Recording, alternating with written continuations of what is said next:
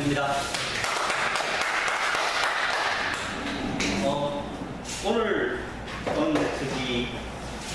아이스캔 200% 활용하기 세 번째 시간인데 커넥티드 마케팅 관련된 부분을 좀 말씀드리고자 합니다.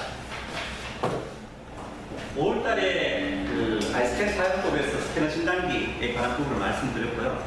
6월달에는 정비정보 활용하기와 보고서 활용하기를 말씀드렸습니다. 근데 오늘은 이 진단기를 이용해서 마케팅하는 방법에 대해서 말씀드리고 또 뭐 오늘 아이스캔 안 사용하신다 하니까 주로 1월달부터 6월달까지 주 마케팅 관련된 내용 이야기하는 거를 좀 복습하는 개념을 하도록 했습니다. 오늘이 7월달이고 8월달은 여름 휴가 가시기에 쉬기 때문에 이제 1학기 마감하는 그런 개념입니다. 첫 번째로 아이스캔 R 활용력인데요. 아이스캔 R의 기능이 크게 5가지인데 제가 5월달에 스캐너에 관해서 말씀드렸고 6월달에 정비정보나 정비보고서 관련된 부분을 말씀드렸습니다. 그리고 이제 이번 달에는 주로 주행 진단기를 이용해서 정비샵을 광고 홍보하는 방법에 대해서 말씀드리도록 하겠습니다. 나눠드린 카탈로그를 보시면은 이 광고 해가지고 커넥티드 고객 관리라고 되어 있습니다.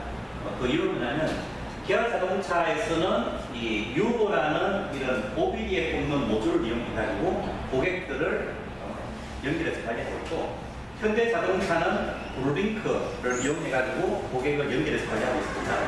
그리고 GM-쉐보레에서는 2000년도부터 온스타라는 사고가 났을 때 버튼만 누르면 긴급 분할을 가지고서 고객들이 어디에서 뭘 하고 있다는 것을 파악하고 있습니다. 근데 이제 이런 기술들이 고객을 묶어놓는 관리하는 방법으로 발전하고 있습니다.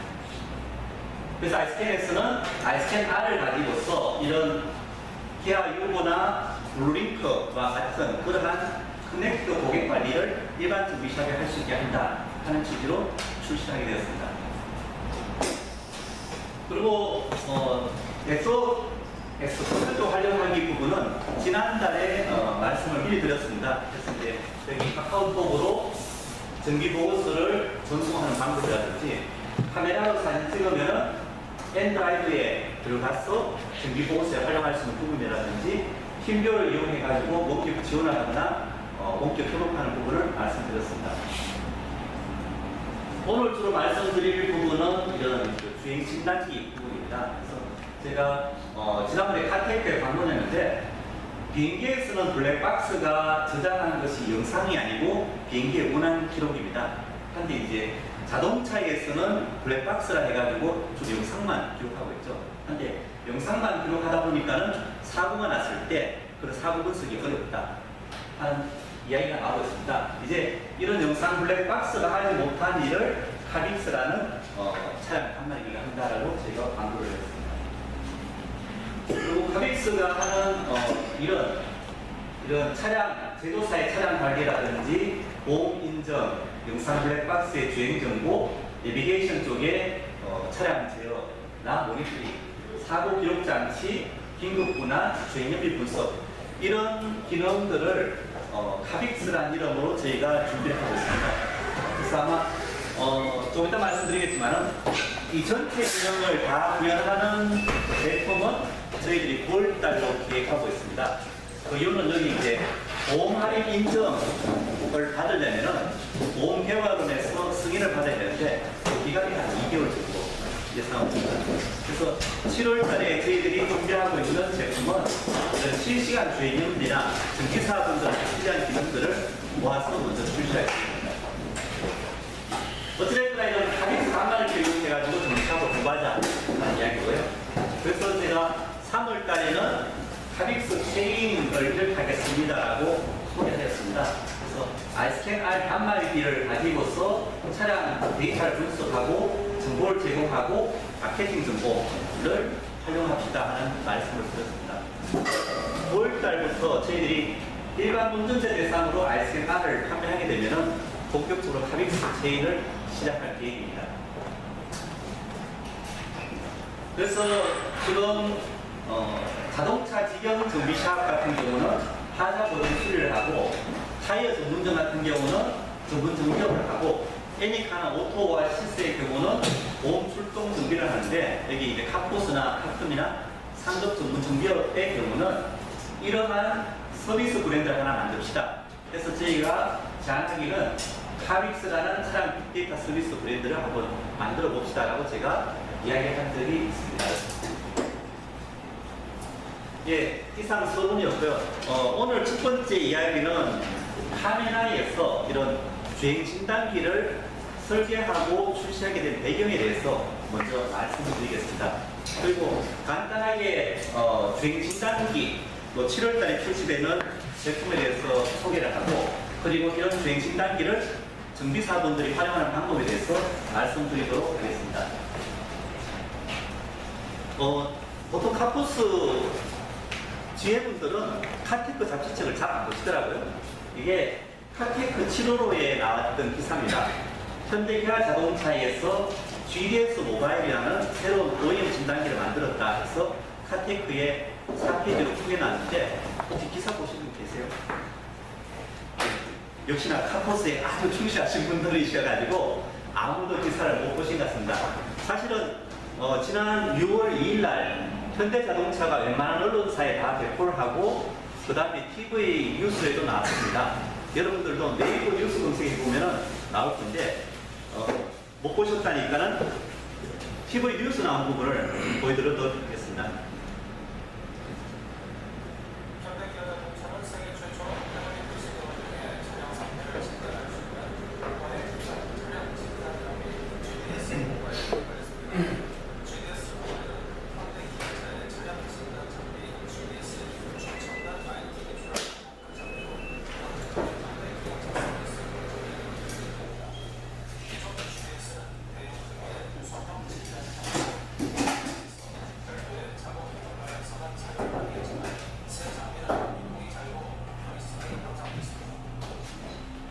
예, 이야기 들으신 바와 같이 현재 해외는 지금 6월달부터 수출하고 있습니다. 근데 국내는 9월달부터 판매하는 걸로 되어 있는데, 그 이유는 사실은 그 현대기아 직영점에 GDS가 판매된 게 작년 한 3월달까지입니다. 그러니까 보면 말이죠. 3월달인데 이제 한 1년이 조금 지났는데 1년 정도 지났는데 다시 또 OEM 진단기가 나와서 구매하십시오 하면은 조금 욕먹을 것 같아가지고 국내 분위기를 좀 파악하고 있는 중입니다. 근데 어찌됐거나 이제 해외는 출시됐고 국내는 조만간 출시되는 제품입니다. 한번 내용을 보면 다음 같습니다. 이게 이제 그 카테이크 기사에 나온 부분이고, 이 기사 자체도 제가 홈페이지에 올려놨으니까 한번 보시기 바랍니다. 진단기는 이렇게 빨갛게 생긴 이게 진단기입니다. 카메라가 좀 억울한 게 아이스캔이 처음 나왔을 때 뭐 아이스캔 사용하시던 분들이 요만한 게 진단기입니다 했을 때 되게 낯설었는데, 사실은 이제 현대기아 자동차의 OEM 진단기가 여러분이 사용하시는 아이스캔의 진단 모듈보다 더 짧게 나옵니다. 그리고 컴퓨터 대신에 10인치 삼성 갤럭시 태블릿이 진단기 본체입니다. 그래서 이제 안드로이드 OS에 해가지고 하고 이 진단 모듈을 뽑아서 하는 게 새로운 진단기다 해서 발표하고 있습니다. 비교하면 95년도에 하이스캔이 이제 손으로 들고 다니는 타입의 진단기가 나왔고, 여기 요 자체도 이제 카테크에 있는 내용인데, 하이디엑스 워스테이션은 사실 뭐 진단기보다 터늦기고 2005년 6년도에 PC 기반의 진단기 GDS를 만들었죠. 그리고 이제 10년 만에 다시 2014년도에 GDS 모바일이라는 진단기, 그래서 역사를 쓰면 10년마다 새로운 OEM 진단기가 만들어지고 있다는 내용입니다. 기존의 GDS는 마우스와 키보드를 사용했기 때문에 메뉴가 아주 작게 나왔는데, 이 GDS 모바일은 10인치 태블릿에 손가락으로 조작을 하는 방식이기 때문에 좀 메뉴들도 크게 나왔습니다. 시원스럽게 하고 이제 이런 식으로 내용이 나온다 하는 소개 자료입니다. 카테크에서 4페이지 GDS 모바일이 나오고 그 바로 뒤에 실린 기사 2페이지가 이런 내용입니다. 이제는 현대기아 자동차가 본격으로도 자동차 준비를 하고 스마트폰으로 내 차를 관리한다. 그래서 왜 GDS 모바일로 가는지에 대해서 좀 부연적으로 공부를 하고 있습니다. 물론 여기에 나온 이런 내용들은 제가 뭐 늘 기아 유고라든지 현대 블루링크를 해서 쭉 소개했던 내용인데, 현대 기아 자동차가 다시 한번 이제는 스마트폰으로 차량을 관리합니다라고 공부를 하고 있습니다. 그 이유는 뭐냐면 GDS 모바일이 이제 모바일 플랫폼이기 때문에 이런 모바일끼리 만난다 하는 취지에서 공부를 하고 있습니다. 제가 조금 이따 스마트카 이야기를 하면서 좀 더 자세하게 말씀드리겠습니다. 그 다음 기아 자동차에서 해외 딜러들한테 배포하면서 공식적으로 공부하는 동영상을 만들어서 유튜브에 올려놨습니다. 한 4분짜리인데 영어로 나오고 좀 빨리빨리 지나가니까 제가 정지 화면으로 좀 중요한 부분을 먼저 설명드리고 마지막에 4분짜리 동영상을 보내드리도록 하겠습니다. 95년도에 사실 이게 뭐 하이센스가 아니죠. 하이스캔이 만들어졌었다 하는 거고요. 그러니까 현대기아 자동차 OEM 진단기 역사를 보면은 2006년도에는 GDS가 만들어졌다. 사실 GDS가 한 2005년부터 개발돼가지고 2006년, 7년에 해외, 2008년도, 9년도에는 뭐 국내에 열렸습니다. 그리고 2014년도에는 GDS 모바일이 나왔다라고 역사를 소개했고요. GDS 모바일이 강조하는 부분이 5가지입니다. 뭐 MC, 3S라고 되어 있는데 하나씩 보면 다음과 같습니다. 첫 번째는 모바일 기반이다 해서 기존의 GDS는 사실은 작업대 위에 노트북으로 하기 때문에 움직이기가 힘들었죠. 한데 10인치 태블릿이기 때문에 아무데나 움직일 수 있다는 거 하나 하고, 이 태블릿 자체가 와이파이도 되고 LTE 통신도 됩니다. 하니까는 어디서나 인터넷 통신이 된다. 그래서 자유롭게 움직일 수 있다는 취지에서 모바일 베이스 N입니다. 그래서 이 기존의 작업장뿐만 아니라 사무실이나 뭐 출동 전기에도 이제 이용할 수 있습니다 하는 이야기입니다. 두 번째는 사용자가 좀 편리하게 사용하게 했다 해가지고 완전히 다 무선입니다. GDS 같은 경우는 유선으로 하는 경우도 있는데 모듈 갖고 보면은 또 모듈 꼽는 것도 사실은 케이블이 알 필요 없이 바로 DLC 단자에 꽂게 하고 무선으로 날라가고 이 현대자동차 서버로 무선으로 왔다 갔다 한다 해서 사용자가 아주 편리하게 만들었다 하는 게 두 번째입니다. 세 번째는 단순하게 만들었다. 여기 보시면 GDS 메뉴 화면입니다. 근데 이렇게 많은 메뉴들이 있는데 이제는 그냥 금지금지합니다. 물론 뭐 자세히 보면 사실은 GDS에 있는 기능들이 좀 없어진 것도 있는 것 같긴 한데 어찌됐거나 손가락으로 조작하는 것이기 때문에 좀 큼직큼직하게 했다, 신사를 했다는 게 세 번째로. 네 번째는 뭐 스마트해졌다. 그래서 동영상을 보시면은 진단 모듈을 꼽으면은 이 진단 모듈이 차대 번호를 읽어가지고 차대 번호를 이 태블릿으로 보냅니다. 그럼 태블릿에서는 그 차대 번호를 다시 현대 자동차의 생산 차량 데이터베이스에 보내면 이 생산 차량 데이터베이스에서 이 차가 어떤 시스템이 있다는 정보가 쫙 날아옵니다. 이런 식으로. 그럼 이 진단기에서는 시작만 누르면은 여기 차량에 있는 시스템이 쫙 진단된다 하는 이야기입니다.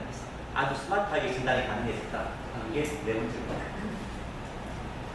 다섯 번째는 속도가 빨라졌다 하는 내용인데요. 기존의 GDS가 한 4분 걸리던 것을 GDS 모바일은 40초 걸린다라고 강조하고 있습니다. 사실 이건 좀 제가 안 믿기는데 원래 요즘 진단기 자체보다도 시스템이 느리면 느리고 캐니까 좀 다른데 하여간 어찌됐거나 이걸로 친다면은 GDS가 그동안 꽤 느렸다 하는 이야기죠. 뭐 여기 GDS 사용하시는 분 계세요? 안 계시죠?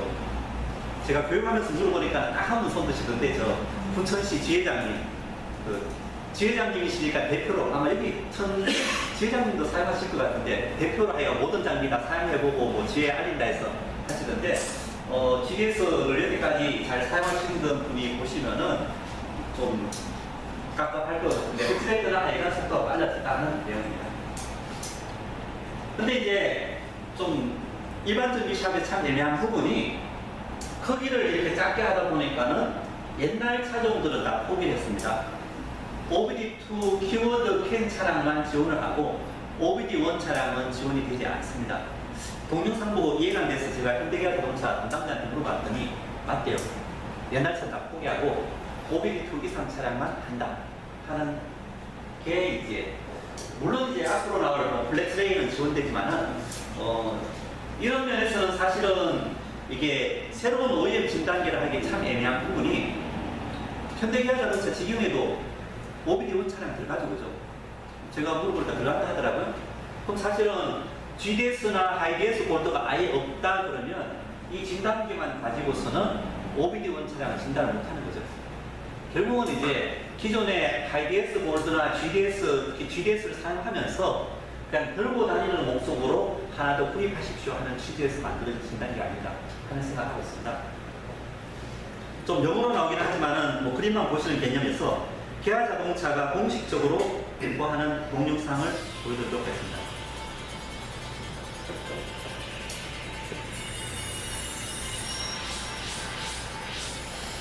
GDS 광고.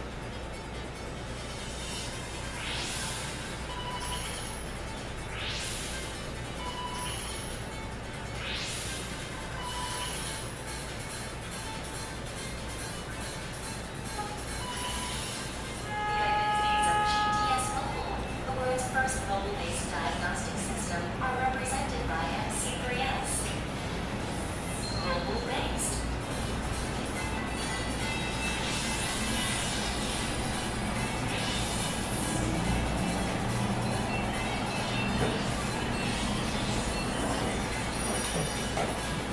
Taking advantage of mobile. 들고 다니는 것보다 더 중요한 게 사실은 여기에 실시간 표현이 된다 하는 게 아마 더 중요한 이야기일 것 같습니다.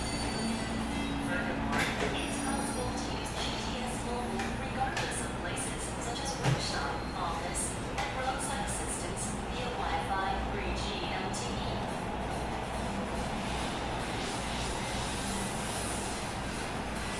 Customer-oriented.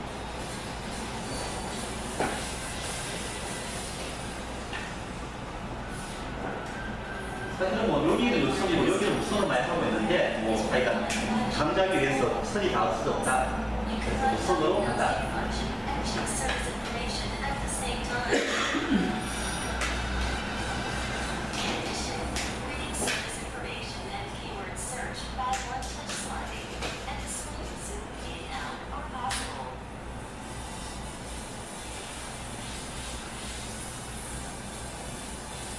Simple.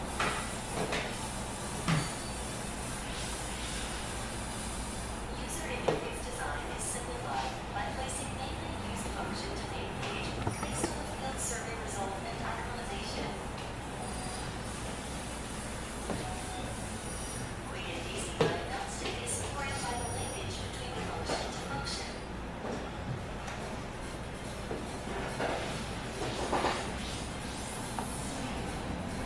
Smart.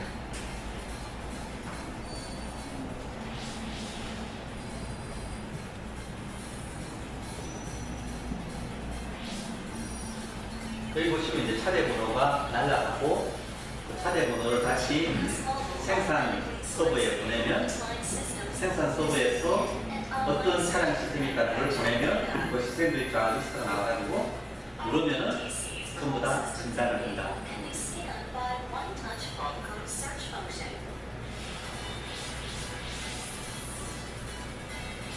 Speed. Time reduced compared to GPS. Also, 이게 제일 뭐 치명적인 문제겠죠. 아마 일반적인 샵은 당번 안 한다고 이야기하고 있습니다. applied for cutting new cars. ECU upgrade speed improved to help with ECU data volume increase due to technology.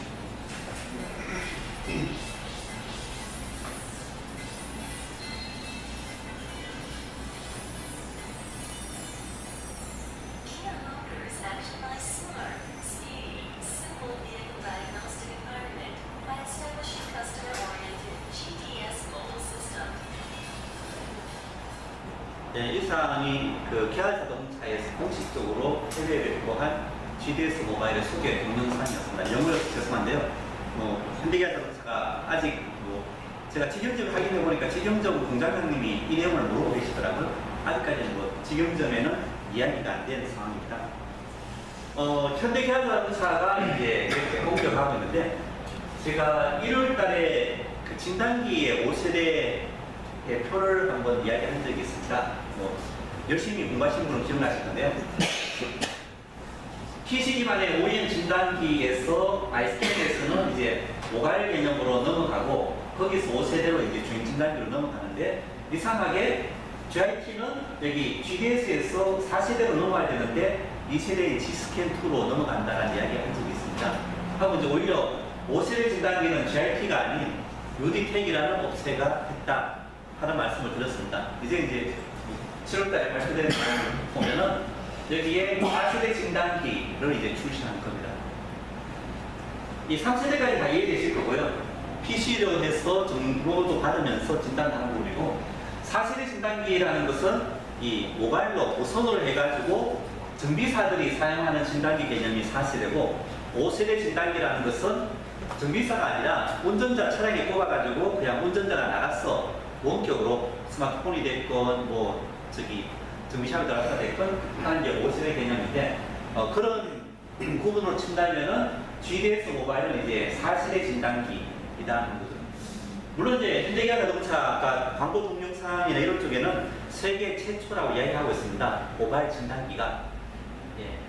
근데 어찌됐거나 이제 현대기아자동차도 4세대 진단기, 5세대 진단기로 모바일 진단기, 커넥티드 고객 관리로 넘어오고 있다는 말씀을 드리고자 합니다. 이런 배경 때문에 이제 카메라에서도 사실은 열심히 주행 진단기를 만들고 또 이번에 사실은 GDS 모바일 때문에 만드는 건 아닌데 카메라에서도 아이스캔을 다시 한 번 더 업그레이드 해가지고 진단기를 8월달에 개발합니다. 그래서 9월달에 같이 출시할 계획입니다. 조금 이따 말씀드리는데 저희가 주행 진단기 개념의 기능을 4세대 진단기에 하나 더 만들었습니다. 이상이 그 카메라에서 주행 진단기를 만들게 된 배경을 말씀드렸고요. 그 자동차 제조사는 모바일 주행 진단기 쪽으로 계속 가고 있는데 아이스캔을 사용하시는 일반 정비샵에는 그런 대안이 없기 때문에 카메라에서 열심히 이런 모바일 진단기, 주행 진단기 쪽으로 어떤 면에서는 OEM보다 더 빨리 나오고 있는 중입니다. 간단하게 주행 진단기 기능을 하나만 좀 소개하도록 하겠습니다. 사실은 아까 보여드렸던 카빅스의 여러 가지 기능들을 가지고 출시할까 하다가 정비사분들 입장에서는 좀 활용도가 많이 떨어질 것 같아서 고민을 많이 했습니다. 보험료일제라든지 이런 급발진이라든지 이런 부분은 사실 그거 갖고서 정비사분들이 활용하기 어려울 것 같다 생각해서 정비사분들을 위해서 특별하게 강조해서 만든 기능이 주행 진단기 기능입니다. 제가 지난 6월 20일 날 희망충도 6월달이 끝나고 나서 보름 동안 자동차를 열심히 공부했습니다. 저도 대학교 다닐 때는 자동차 공학하고 내연기관 두 강의는 들은 적이 있는데 자동차 자체를 좀 에너지 관점에서 분석해가지고 뭔가를 좀 드려야 되겠다 하는 걸 설계하기 위해서 논문도 찾아보고 또 공식이 생각 안 나가지고 그 기사시험 자격 치는 문제집도 공부하고 했습니다. 그래서 이제 지금 아이스캔R 주행 진단기의 첫 번째 기능은 자동차 안에서 움직이는 에너지의 흐름을 분석해서 보여드리는 쪽으로 준비를 하고 있습니다. 자동차의 에너지 흐름을 자르면 여러 가지가 될 수 있는데 크게 구분한 건 네 가지입니다. 연료 부분, 인력 부분과 엔진 출력, 미션 차축, 차량 거동 부분입니다. 하나씩 자세하게 보면 사실 여기 있는 데이터들은 여러분들이 스캐너 데이터로 볼 수 있는 부분도 있지만은 비클캠 데이터를 해서 차량 내부 네트워크에 움직이는 데이터를 가지고서 보여줄 계획입니다. 예를 들면 여기 이제 연료가 들어간 양은 엑셀 페달이 얼마 밟혔다, 스로틀이 얼마 밟혔다, 그래서 흡입 공기량이나 그 다음에 연료 보정에 따라서 이 연료 소모량이 결정됩니다. 근데 보통 스캐너 진단기에서 이 엑셀 페달이나 스로틀 포지션이 같이 표현되어 있죠. 엑셀 포지션 혹은 스로틀. 사실은 그게 분리돼야 되거든요. 근데 그게 분리되면은 나중에 급발진 이런 문제 때문에 곤란할 것 같아가지고 같이 적어놓고 대부분의 경우 스로틀 포지션의 움직임 값이 스캐너의 센서 값으로 나옵니다. 한데 비클캔에서는 당연히 이 엑셀 페달이 얼마 밟혔다와 스로틀이 얼마 밟혔다가 다 정확하게 나오고 있습니다. 그래서 그런 데이터를 가지고서 연료 소모량이 얼마 들어간다 하는 부분이고요.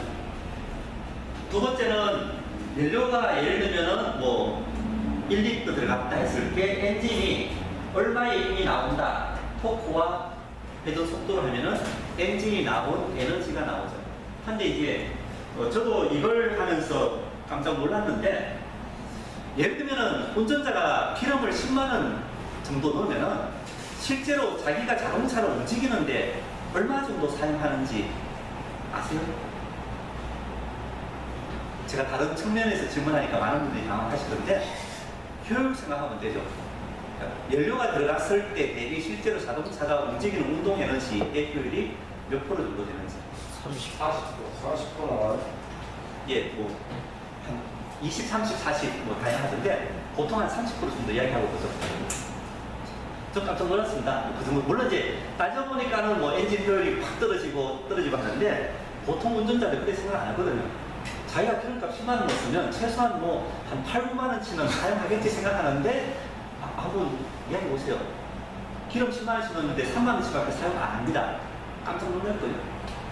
그럼 결국은 그 나머지 30%를 썼을 때 7만 원이 연료 입력 단계에서 날아가거나 엔진에서 날아가거나 미션에서 날아가거나 주행에서 날아간다는 이야기죠. 그럼 만 원도 아니고 그 7만 원을 잡아주겠습니다 하자는 이야기입니다. 첫 번째는 그래서 이제 엑셀을 밟았는데 사실 엑셀을 50% 밟으면 예를 들면 연료가 50%딱 들어가야 되는데 50% 안 들어가고 뭐 60%, 70% 들어간다 하면은 과다한 보정을 해서 연료가 막 낭비되고 있는 거죠. 예를 들자면 또 여기에 엔진용 토크 보면은 이제 엑셀 페달 밟음을 해가지고 토크를 얼마 내라라고 명령을 내리고 있습니다. 제어 장치에서. 한데 예를 들면은 뭐 100마력을 내라 했는데 엔진이 바로 뭐 3초 만에 100마력 쫙 올라가야 되는데 엔진이 힘이 없어가지고 제대로 올라가지 못한다 하면 엔진에 뭔가 문제가 있는 거죠. 하는 부분이 엔진 부분이고요. 세 번째는 엔진에서 힘이 나왔다 했을 때 그 다음에 이제 뭐 클러치나 미션이나 차축을 통해 가지고 차축 토크와 속도가 나오게 됩니다. 근데 엔진에서는 한 5만 원치 일을 열심히 해가지고 미션 쪽에 보냈는데 미션에서 한 2만 원 까먹고 이게 3만 원밖에 안 보낸다. 2만 원 찾아야죠. 그 2만 원 누가 까먹고 있냐 하면 예를 들어 뭐 미션 5일 제대로 안 갈아가지고 미션이 뜨게 돼가지고 뭐 마찰이 심하다. 또 미션이 뭐 더글더글 한다 하는 부분. 마지막으로 이제 3만 원치가 겨우 살아서 넘어왔는데 여기서 또 날아가죠. 뭐 사실은 여기서 3만 원치 아니면 4만 원 날아갔을 때 예를 들면 대표적인 게 운전자가 브레이크를 팍팍 밟아버리면 에너지가 완전히 날아가죠. 마스크 쓰지 않네. 또 조금 이따 말씀드리겠지만은 지금 국토교통부하고 통상산업부가 가장 이견이 있는 부분이 차량의 주행 저항이거든요. 주행 저항이라 그러면은 속도가 붙었을 때 공기 저항과 노면의 어떤 그 마찰. 근데 그 노면의 마찰이나 공기 저항과 브레이크를 밟는 것 때문에 사실은 여기서 막 4만 원 넘어온 게 만 원이 될 수도 있고 3만 원이 될 수도 있다 하는 것을 분석해서 보여드린다 하는 게 아이스캔 R 주행 진단기입니다. 제가 사실 도면을 많이 했는데 뭐 대부분 아이스캔을 사용하고 계신 분들이 그냥 스캐너 진단이나 고장 코드 값이 약간 찍으면 나오는 건데 또 굳이 뭐 주행 중에 할 필요 없고 그래서 그타에서 비클캔 데이터가 저희가 받을 수 있는 게 한 500개 정도 되는데 정확하게 460개입니다. 여러분들이 봤을 때 잘 이해가 안 되는 값들이 많습니다. 계산한 가공치 해서 이제 그런 걸 뭐 그냥 보여줘도 별로 도움이 안 될 것 같아가지고 만들어낸 게 이런 단계별로 에너지 분석한다 하는 쪽으로 해서 보여드릴 생각입니다. 하면 이게 세 가지 좀 중요한 의미를 갖고 있는데요. 제가 좀 이따 말씀드릴 그 주행정비 부분 아마 이제 그 신차 출고 후 1년 뒤에 주행연비 재는 것 때문에 내년 이맘때쯤 되면 떠들썩할 겁니다. 한데 지금 대부분의 사람들은 연료 들어갔을 때 주행 거리만 재고 있는데 이런 식으로 각 단계별로 그게 효율이 얼마다 하는 걸 잰다면 원인까지 분석할 수 있는 역비겠죠. 부분과 두 번째는 차량의 이런 에너지를 분석하면은 급발진 사고 원인 분석 바로 나오는 거죠. 아까 보여드렸던 엑셀 페달 안 밟고 브레이크 밟아가지고 브레이크 마스 치는데 압력이 떴는데 차는 토크가 쫙 올라갔다 하면 급발진이거든요. 그걸 운전자가 엑셀 페달 밟았고 브레이크 마스 치는데 압력이 하나도 안 떴다 그러고 올라갔다 그러면 그건 뭐 운전부주의고 하면은 차량의 어떤 에너지를 분석하면은 급발진이 뭐가 원인이었다 다 나오거든요. 세 번째 마지막으로는 운전자가 가장 관심 있는 거는 연료비죠. 하면 결국은 운전자가 10만 원 넣은 연료가 차량의 어떤 부분 문제 때문에 2만 원밖에 일을 못 할 수도 있고 4만 원치나 일을 할 수 있는데 그게 왜냐하면 하는 분석을 운전자한테 쉽게 해줄 수 있게 하려고 하고 있습니다. 하는 게 이제 아이스케나의 주행 진단입니다. 예를 들어서 지금 이제 차에서 계측한 부분을 좀 그린 부분입니다. 여기 엑셀 페달과 스로틀 포지션인데 사실은 스캐너 진단기로 읽으면 이 값이 항상 같이 나옵니다. 변수 값이 하나니까요. 그런데 여기 자세히 보시면은 쭉 갔다가 이 윗부분에서 차이가 나죠. 결국은 엑셀 페달 밟은 그대로 스로틀이 움직이지 않는다는 이야기입니다. 그 대표적인 예가 이 내부 로직에 들어가 보면은 그 스마트 크루즈 컨트롤을 세팅했을 때 엑셀 페달 따라 안 움직이거든요. 무슨 이야기냐면 그 크루즈 컨트롤을 90km 딱 세팅했다.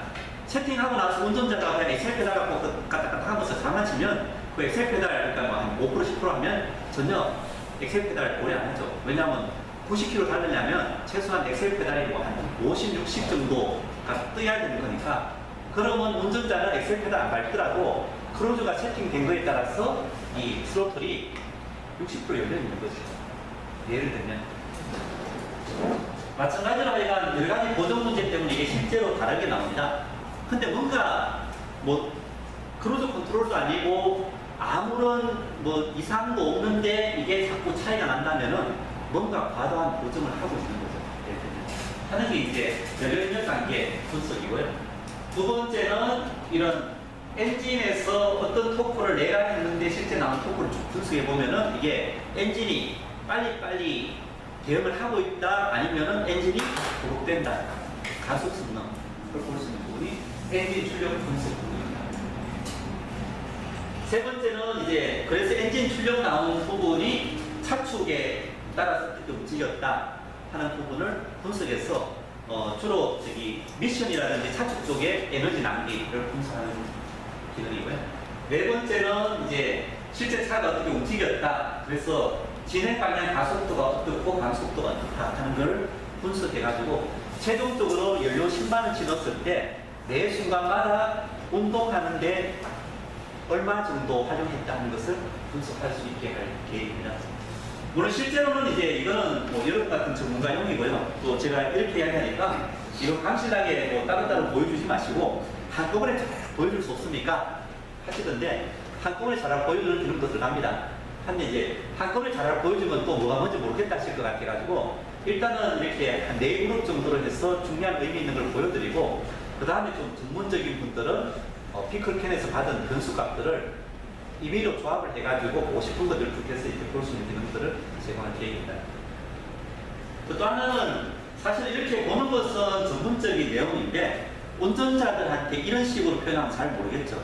그래서 이제 이런 내용들을 좀 가능하면은 카메라의 마케팅 정보에 있는 좀 애니메이션이라든지 보기 쉬운 그림을 가지고서 이런 내용들을 표시할 계획입니다. 그래서 쉽게 운전자한테 보여줄 수 있게 하는 것이 아이스캔 R의 기능입니다.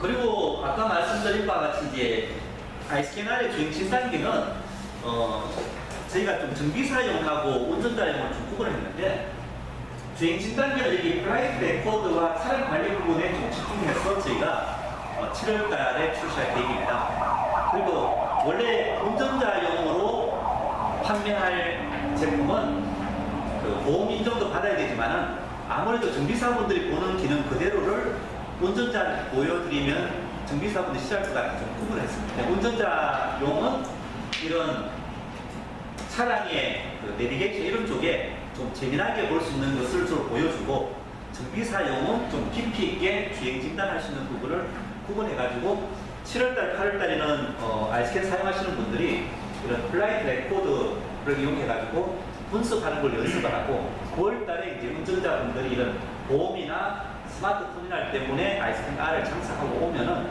대응할 수 있는 상황입니다. 그래서 운전자용으로 판매하는 것은 카믹스라고 그대로 갈 계획이고요. 그래서 운전자용은 이렇게 뭐 각 구간별로 연비가 어떻다. 그래서 운전자가 알아볼 수 있는 쉬운 기능으로 보여드릴 계획입니다. 이상이 간단하게 주행 진단기 기능을 소개해드렸고요. 지금 사실은 희망 캠프 때 좀 데모 프로그램을 하려고 했었는데 조금 늦어져가지고 한 7월 말쯤 될 것 같습니다. 여유있게 아예 8월 1일부터 출시할 계획을 하고 있는 게 주행 진단기입니다. 세 번째는 정비샵에서 오늘 교육 내용이 사실 뭐 마케팅 광고하는 부분인데요. 활용하는 방안 두 가지를 좀 말씀드리겠습니다. 사실은 이 아이스캔 R이 여러 가지 기능이 있는데 저희가 첫 번째로 좀 집중하려는 부분은 여러분이 좀 생소한 스마트카 터미널입니다. 스마트카. 아직까지 뭐 정비샵에서는 스마트카가 잘 익숙하지 않으신데 카메라에서 왜 스마트카를 가장 먼저 비중 있게 생각하는지를 말씀드리겠습니다. 왼쪽에 보시는 게 2015년도에 나올 LF 소나타가 오토쇼에 발표된 내용입니다.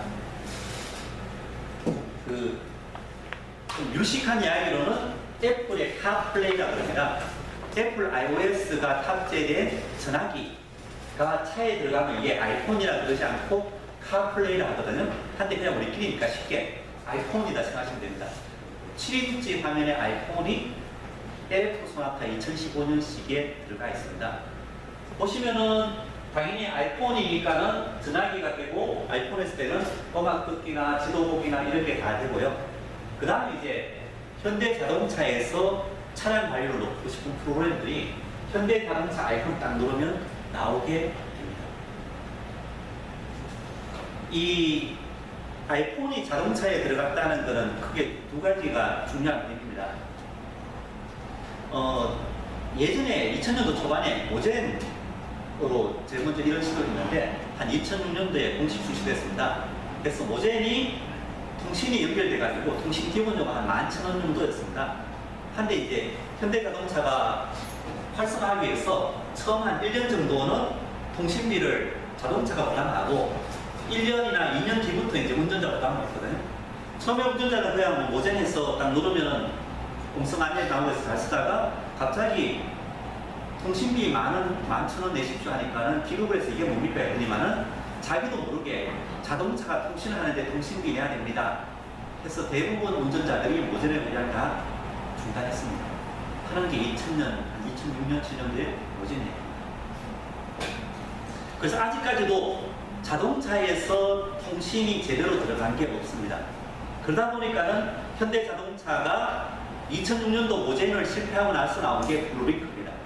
블루링크는 이 차 안에 통신망을 넣는 게 아니라 운전자가 가지고 있는 스마트폰 통신을 이용한다. 그래서 그 다음 나온 모든 제품이 블루링크도 그렇고 요거도 그렇고 운전자의 스마트폰을 이용해서 통신하는 건데 여기 LF 소나타는 이제 통신이 기본으로 들어갑니다.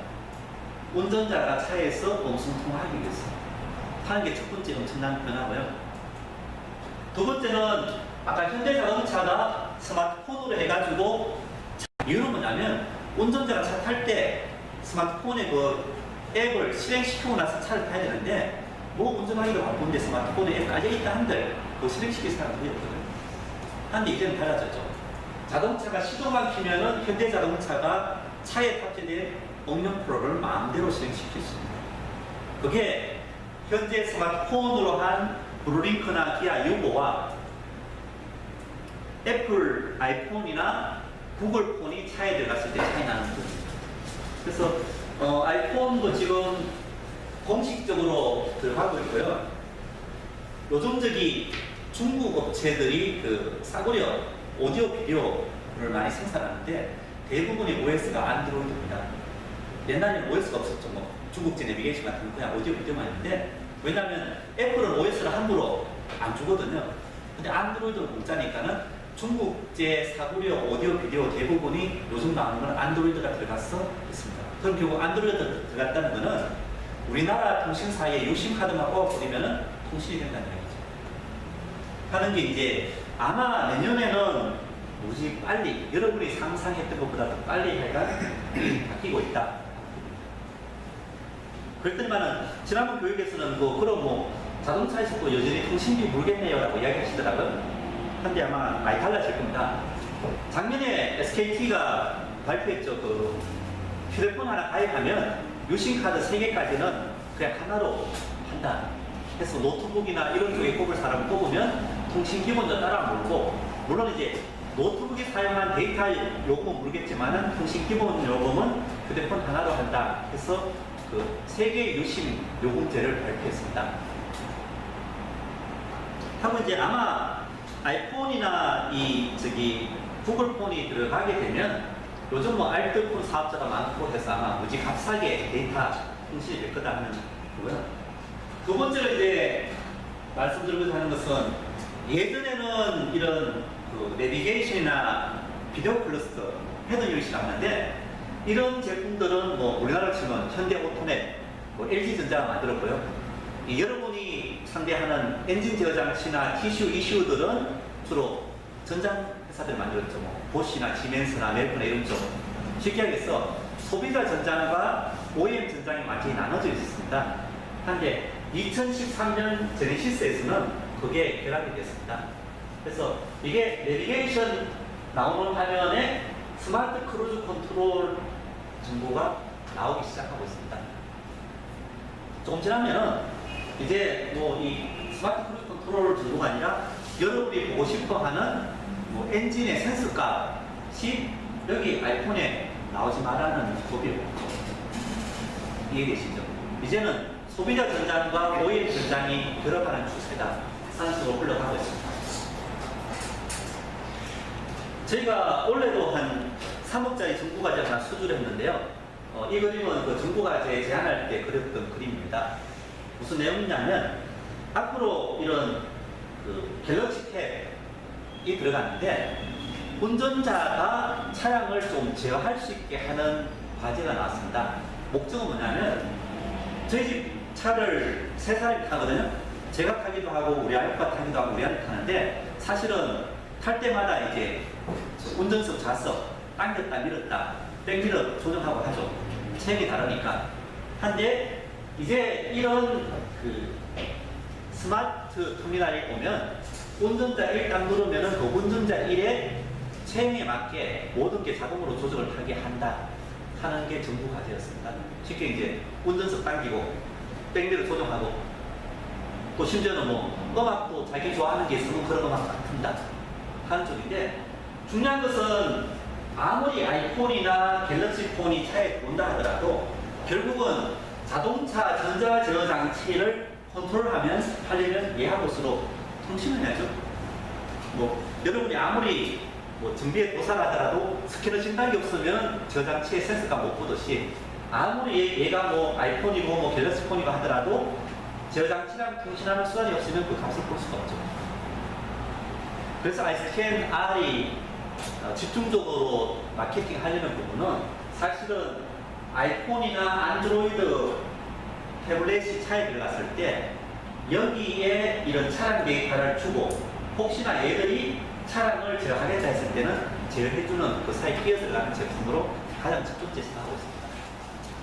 아까 좀 이따 나오겠지만 현대블루링크에서 원격으로 차량 도어 잠금 간단하죠. 인터넷으로 차량을 잠가하면 내가 받아가지고 이쪽으로 명령 주면은 바디 컨트롤 해가지고 잠금을 하는 거죠. 그래서 이제 첫 번째 아이스캐너를 저희들이 판매하고자 하는 가장 큰 시장은 사실은 이 시장입니다. 그래서 이제 아이스캔 R은 예전에 저희들이 이런 OBD 모듈 할 때는 주로 이제 스마트폰에 띄우기 때문에 이 3인치, 5인치 화면에 띄우는 거 많이 고민했습니다. 근데 카메라에서는 이제 3인치, 5인치 화면 아예 포기하고 최소한 7인치에 띄운다. 그 7인치라는 건 뭐냐면은 차에 내장된 내비게이션 화면에 띄운다라는 생각하고 있습니다. 그리고 이제 통신도 많이 고민 안 합니다. USB 아니면 블루투스. 이제는 이 통신이 뭐 멀리 날아갈 일이 없고 얘까지만 보내면 얘가 주로 뭐 LTE가 됐건 3G가 됐건 자기가 전화 걸기 위해서 통신만 갖고서 날려보내는 거죠. 이제는 개념이 달라졌다는 거죠. 그래서 ISKNR에서는 이런 주행 데이터나 이런 고장 진단 데이터를 받아가지고 이런 스마트 터미널에 넘겨주고 스마트 터미널에서는 이런 관제센터 쪽에 넘겨주는 식으로 역할을 할 계획입니다. 두 번째 ISKNR을 판매하고자 하는 부분은 연비 관련된 부분입니다. 사실 급발진은 뭐 보험성이어가지고 급발진도 좀 이슈되면은 영상 블랙박스라는 기업에서 나갈 수도 있겠지만 당장은 제가 생각했을 때 연비 부분이 더 큰 화제가 될 거라고 생각하고 있습니다. 이 뉴스가 7월 7일 날 SBS에서 나온 뉴스인데 혹시 보신 분 계세요? 네, 한 분. 보셨다고 손 드신 거죠? 예, 알겠습니다. 안 보신 분이 많으시니까 들어보세요. 연비를 과장해서 지속된 국내의 6개 자동차 제조사를 상대로 소비자들이 집단 소송을 냈습니다. 지난해 비슷한 소송에서는 소비자가 졌는데 그 뒤로 정부 발표가 나기 때문에 이번 결과가 달라질 수 있습니다. 그것도 있나요? 자동차 제조사를 상대로 소송을 제기한 소비자는 1,700여 명입니다. 현대사탑의 소비자가 1,500여 명으로 가장 많았고 쌍용 소라노스 소비자가 230여 명, 주행차 소비자는 1,500명입니다. 소비자들은 향후 10년간 추가 요료야 정신적 피해를 안해 한 사람에 65만 원에서 최고 300만 원을 청구했습니다. 지난해 현대차와 기아차를 상대로 한 소송에서 제조사가 실제 주행 연비와는 차이가 있다는 권고를 표시해 연비를 분명하고 보기 어렵다며 법원이 자동차 제조사의 손을 들어줬습니다. 하지만 이번엔 정부가 차량 연비가 과장됐다고 발표한 만큼 재판 결과가 다를 것으로 소비자들은 기대하고 있습니다.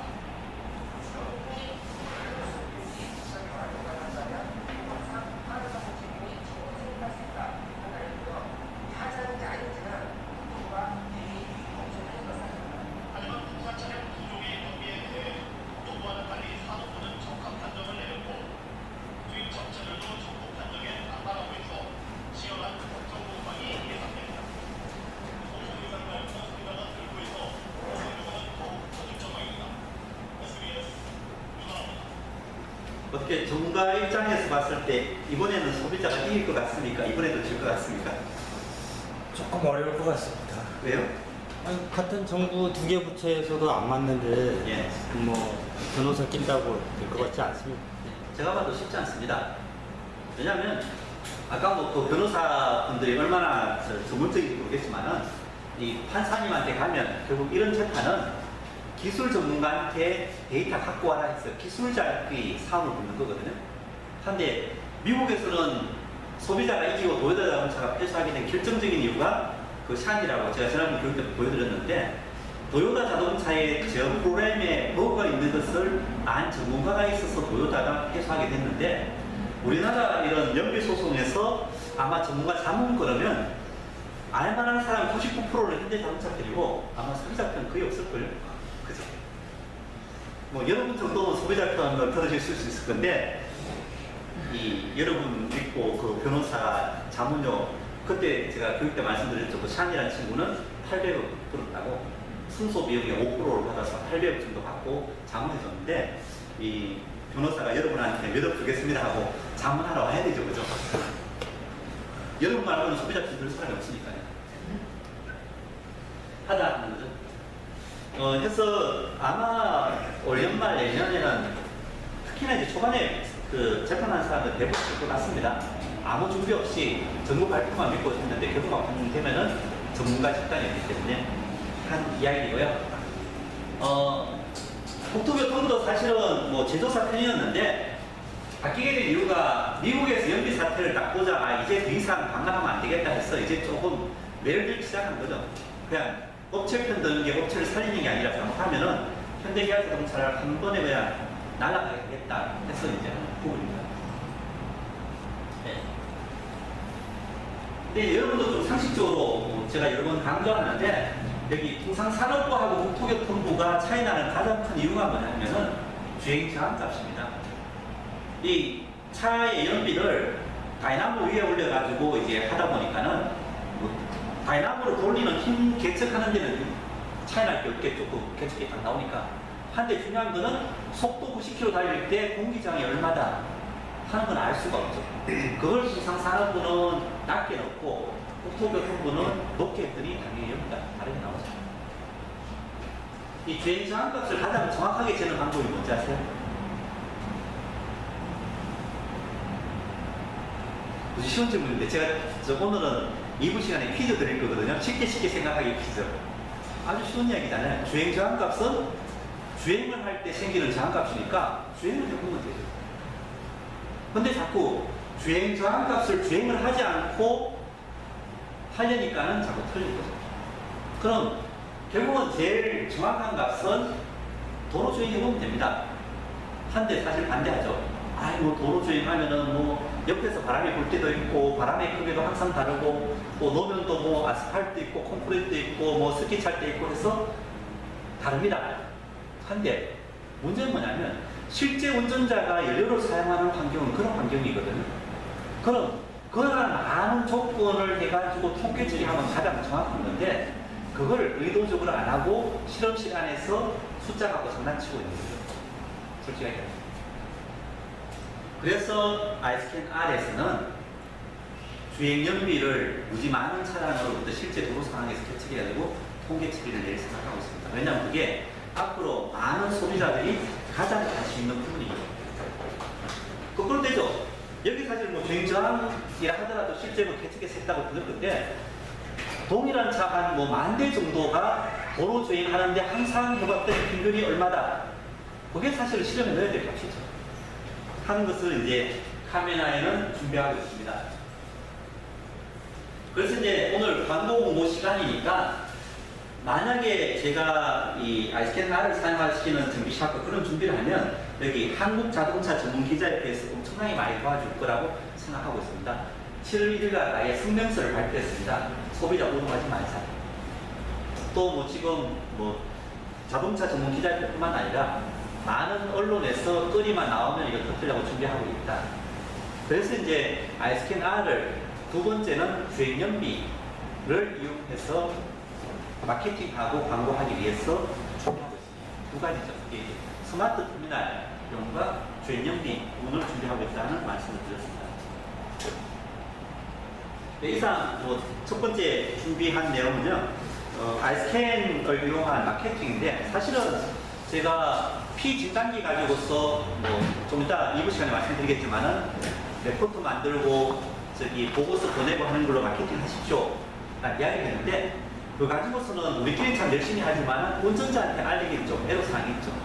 그래서 이제 제가 아이스캔을 사용하시는 정비샵이 가장 잘 공부할 수 있는 부분은 이런 스마트 터미널의 주행 진단기 또 연비 계측하는 주행 진단기를 하는 체인이다 하는 정비샵이다 하는 걸 가지고서 홍보를 할 계획입니다. 하니까는 여러분들도 좀 여기 오신 분 다 열심히 공부하신 분이니까 아이스캔 R을 잘 활용해서 잘 공부하시기 바랍니다. 한 5분 정도 쉬었다가 2부 시간에는 퀴즈도 드리고 선물도 드리고 가볍게 하도록 하겠습니다. 예, 시작하겠습니다.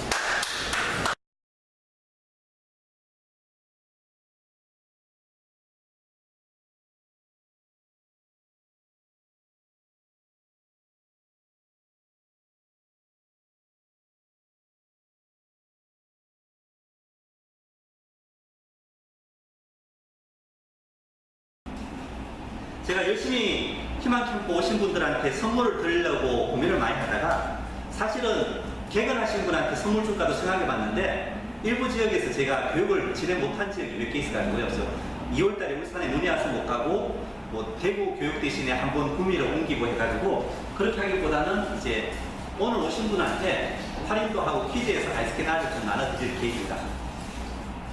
아이스캔 R 공식 판매 가격은 8만원입니다. 한데 제가 오늘 퀴즈로 해가지고 아이스캔을 6개를 드릴 거거든요. 하니까는 웬만한 건 여기 뭐 5분 타니까 다들 하나씩 맞춰서 가져가시기 바랍니다. 그리고 이제 못 맞히신 분은 제가 돌아갈 때 또다시 도전할 수 있는 방학 숙제 드릴 테니까 한 번 더 기회를 드리겠습니다. 내용은 뭐냐면 단순하게 생각하기입니다. 단순하게 생각하면 연습을 좀 해보자는 이야기입니다. 이 초등학생 수준을 생각하기라는 이야기인데 저도 이거 카카오톡으로 혹시 이거 보신 분 계세요? 친구한테 카카오톡으로 받았거든요. 한 6문제를. 솔직히 한 문제도 못 맞췄습니다. 그래서 친구한테 야 답이 뭐니? 했더니만 친구가 쫙 불러주는데 안 돼. 쉽게 얘기해서 이제 쉽게 표현하자면 초등학생한테 자녀를 한번 그려봐라 했더니 자하고 여를 이렇게 그렸다는 겁니다. 이해되시죠? 네. 그럼 여러분들 거꾸로 보이는 대로 읽으면 되죠. 자녀, 뭐 여자로 읽을 수도 있겠죠, 그죠? 네. 그래서 이제 퀴즈 내는 게 이렇게 가리고 그림을 보여드릴 겁니다. 하면 이게 무슨 뜻이다 라고 하나 맞히면은 아이스크림 하나씩 드리고요. 혹시나 또 이거 인터넷에 보신 분이 모른 척하고 6개 다 가져오면 곤란하니까 한 분당 최대 2개씩만 드리겠습니다. 그죠? 했더니만 어저께 제가 대전에서 교육했는데 군산에서 오신 분이 이제 답 다 알았다고 내일 모레 광주 교육할 때 다시 온대요. 아예 해답을 하는데 그러면 뭐 2개는 주겠습니다 했는데 자 넘어갑니다. 그 다음 하나 더 보면 이해했어요? 이게 뭔지? 예. 개회식을 그리라 했더니 애가 이제 개가 회식하는 걸 그렸다. 이해되시죠? 자 이제 실제로 넘어갑니다. 실제 문제입니다. 3글자입니다. 예로부터 시작합니다. 너무 수준 높게 생각하지 마시고 초등학생 수준으로 보이는데요. 손 들고 하시죠. 손 들고. 네. 뭐라고요? 네? 손 드신 거 아니죠? 힌트들 이게 뭐죠? 보통 여러분들 이거 뭐라고 그랬죠? 화살. 화살 안에 한 글자로 청. 예. 창으로 시작됩니다. 창이야. 손 드시고.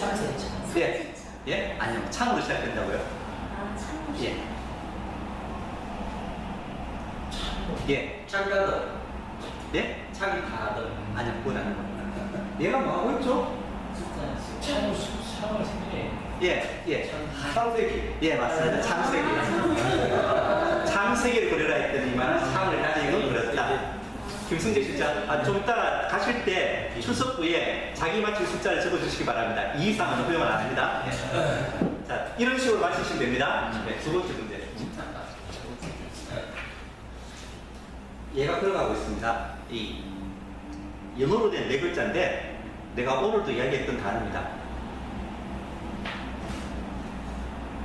네트워크. 손 드시고. 예. 네트워크. 예. 넥트가 걸어간다. 넥트. 예. 이해되시죠? 이제 조금 속도가 빨라지네요. 세 번째 문제.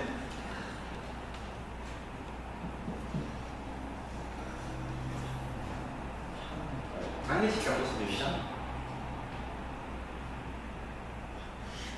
누가 돌아가셨습니다.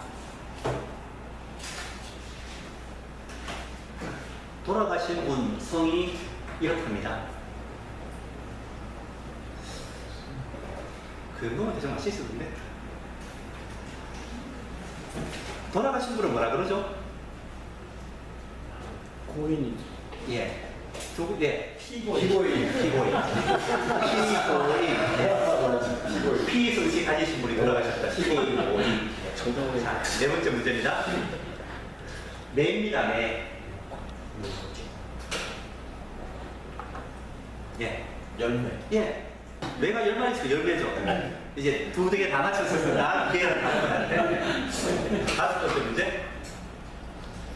이게 돼지인데 돼지는 안 중요하고 4마리가 친한 친구 4마리가 있다. 거의 답 다 알려드리고 있습니다. 한자 복사성어입니다. 4글자로 돼 있습니다.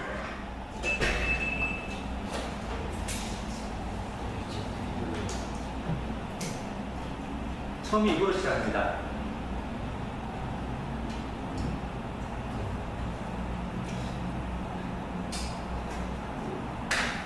넘어갈까요?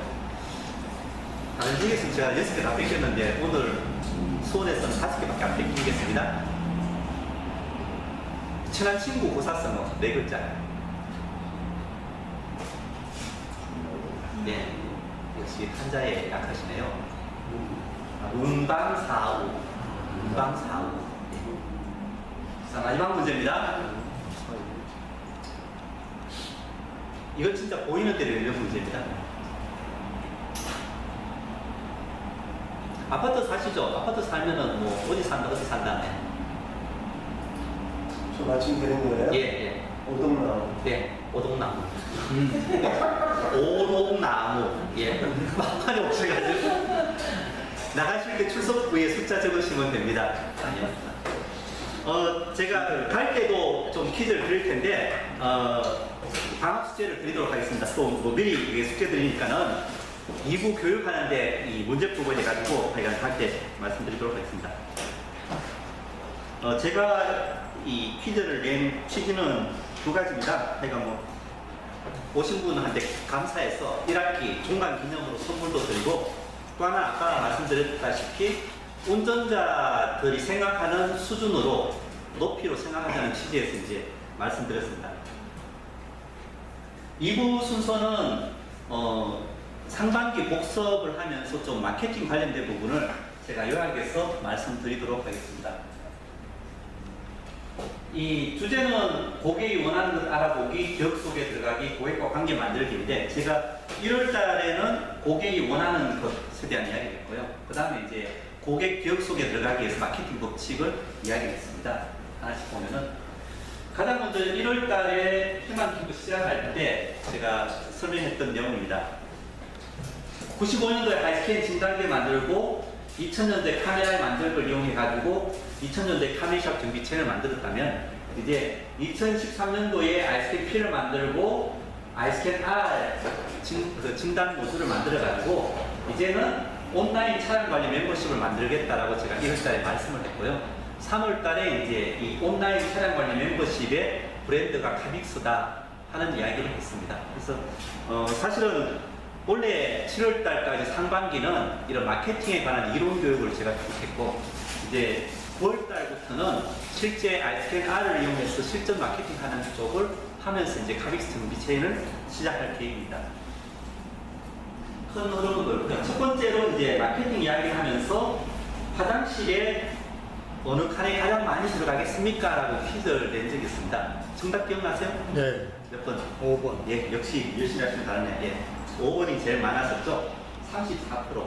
그래서 이제 화장실 청소하는 아줌마도 5번은 34%, 1번은 12%를 알아가지고 여기 2번 청소할 동안 여기 한 번 해서 항상 청결하겠다 라고 하면서 대려면에 이렇게 정비샵이 쪼라라락 있는데 여러분 정비샵에 고객이 왜 오는지 이유에 대해서 생각해 보십시오 하는 말씀을 드린 적이 있습니다. 벌써 한 7개월 지났으니까 그동안 이유를 만드셨겠죠, 그죠? 왜 여러분 정비샵에 온다? 그래서 이제 첫 번째 마케팅을 이야기하면서 제가 가장 강조했던 것은 고객이 원하는 것이 무엇인지 알아야 된다 하는 이야기를 했습니다. 사실은 많은 분들이 뭐 대충은 알고 계시죠?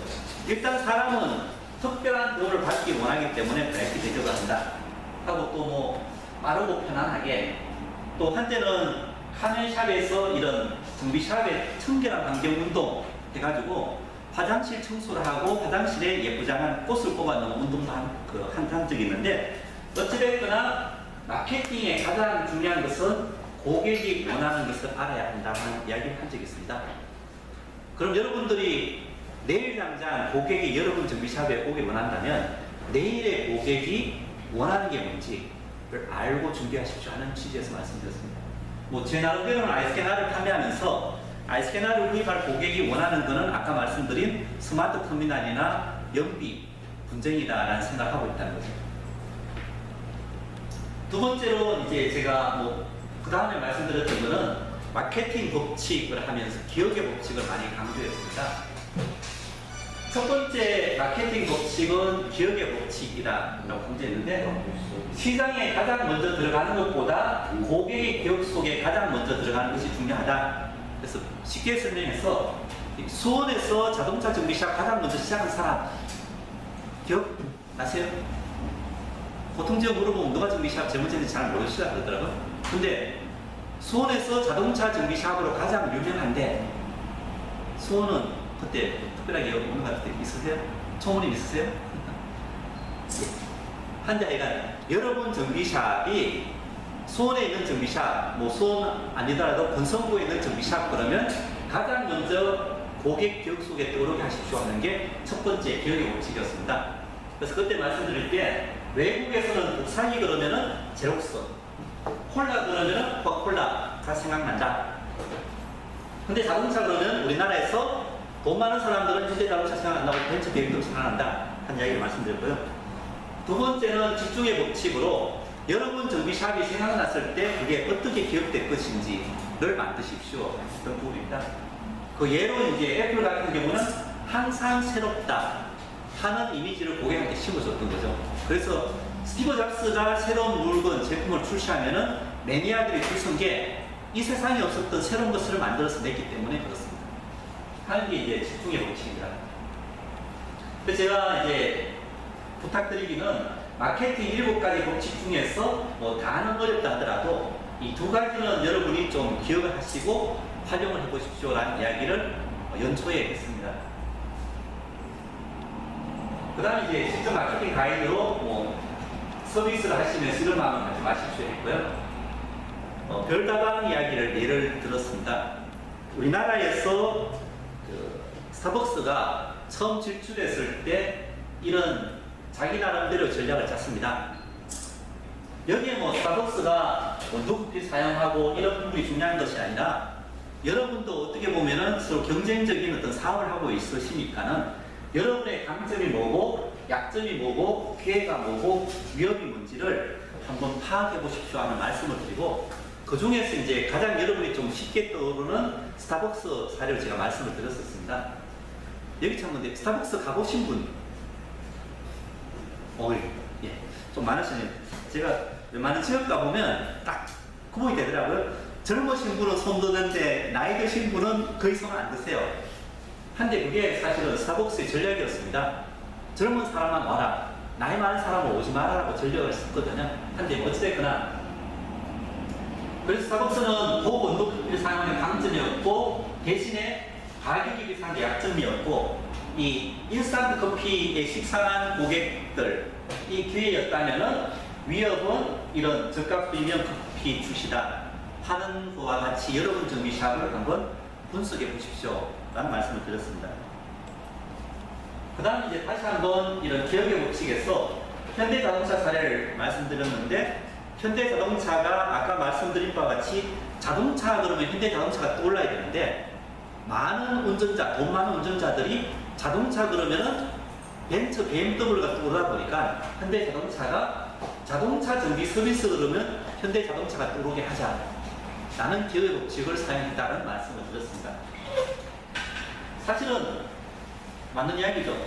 아무리 뭐 벤츠 BMW가 차를 잘 만든다 하더라도 대한민국에서 현대자동차 직영점만큼 개수가 많을 수도 없고 또 그만큼 투자를 많이 할 수도 없죠. 작전 잘 짠 거죠.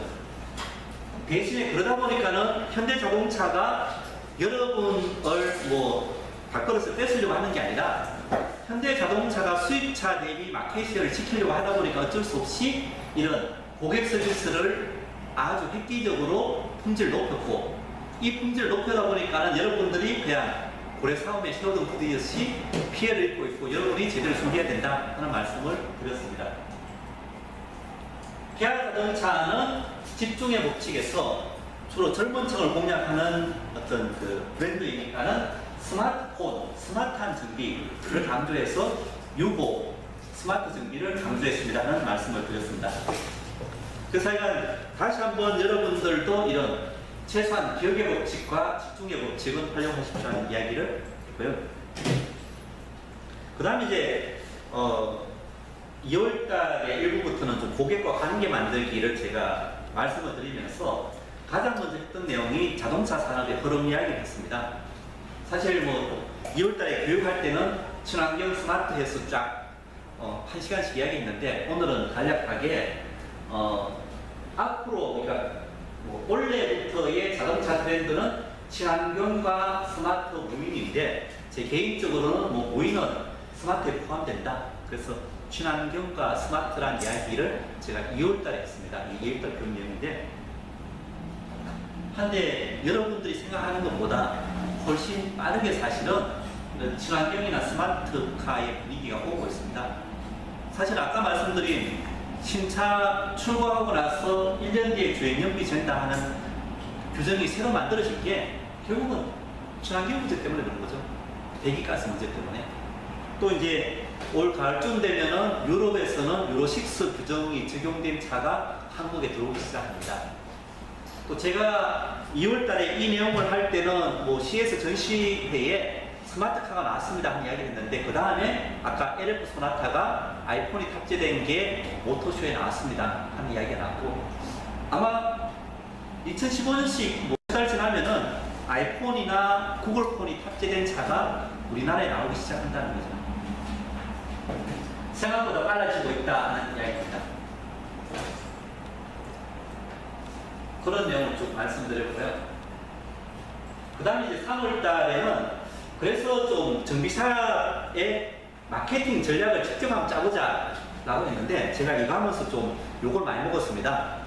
이거 한번 했더니 그 다음 달 출석률이 팍 떨어지더라고요. 제가 고문한테 해가지고. 예. 근데 이제 이 여러분들이 대부분 자동차 고치는 거는 전문가이지만은 이런 마케팅 전략 측면에서는 초보다.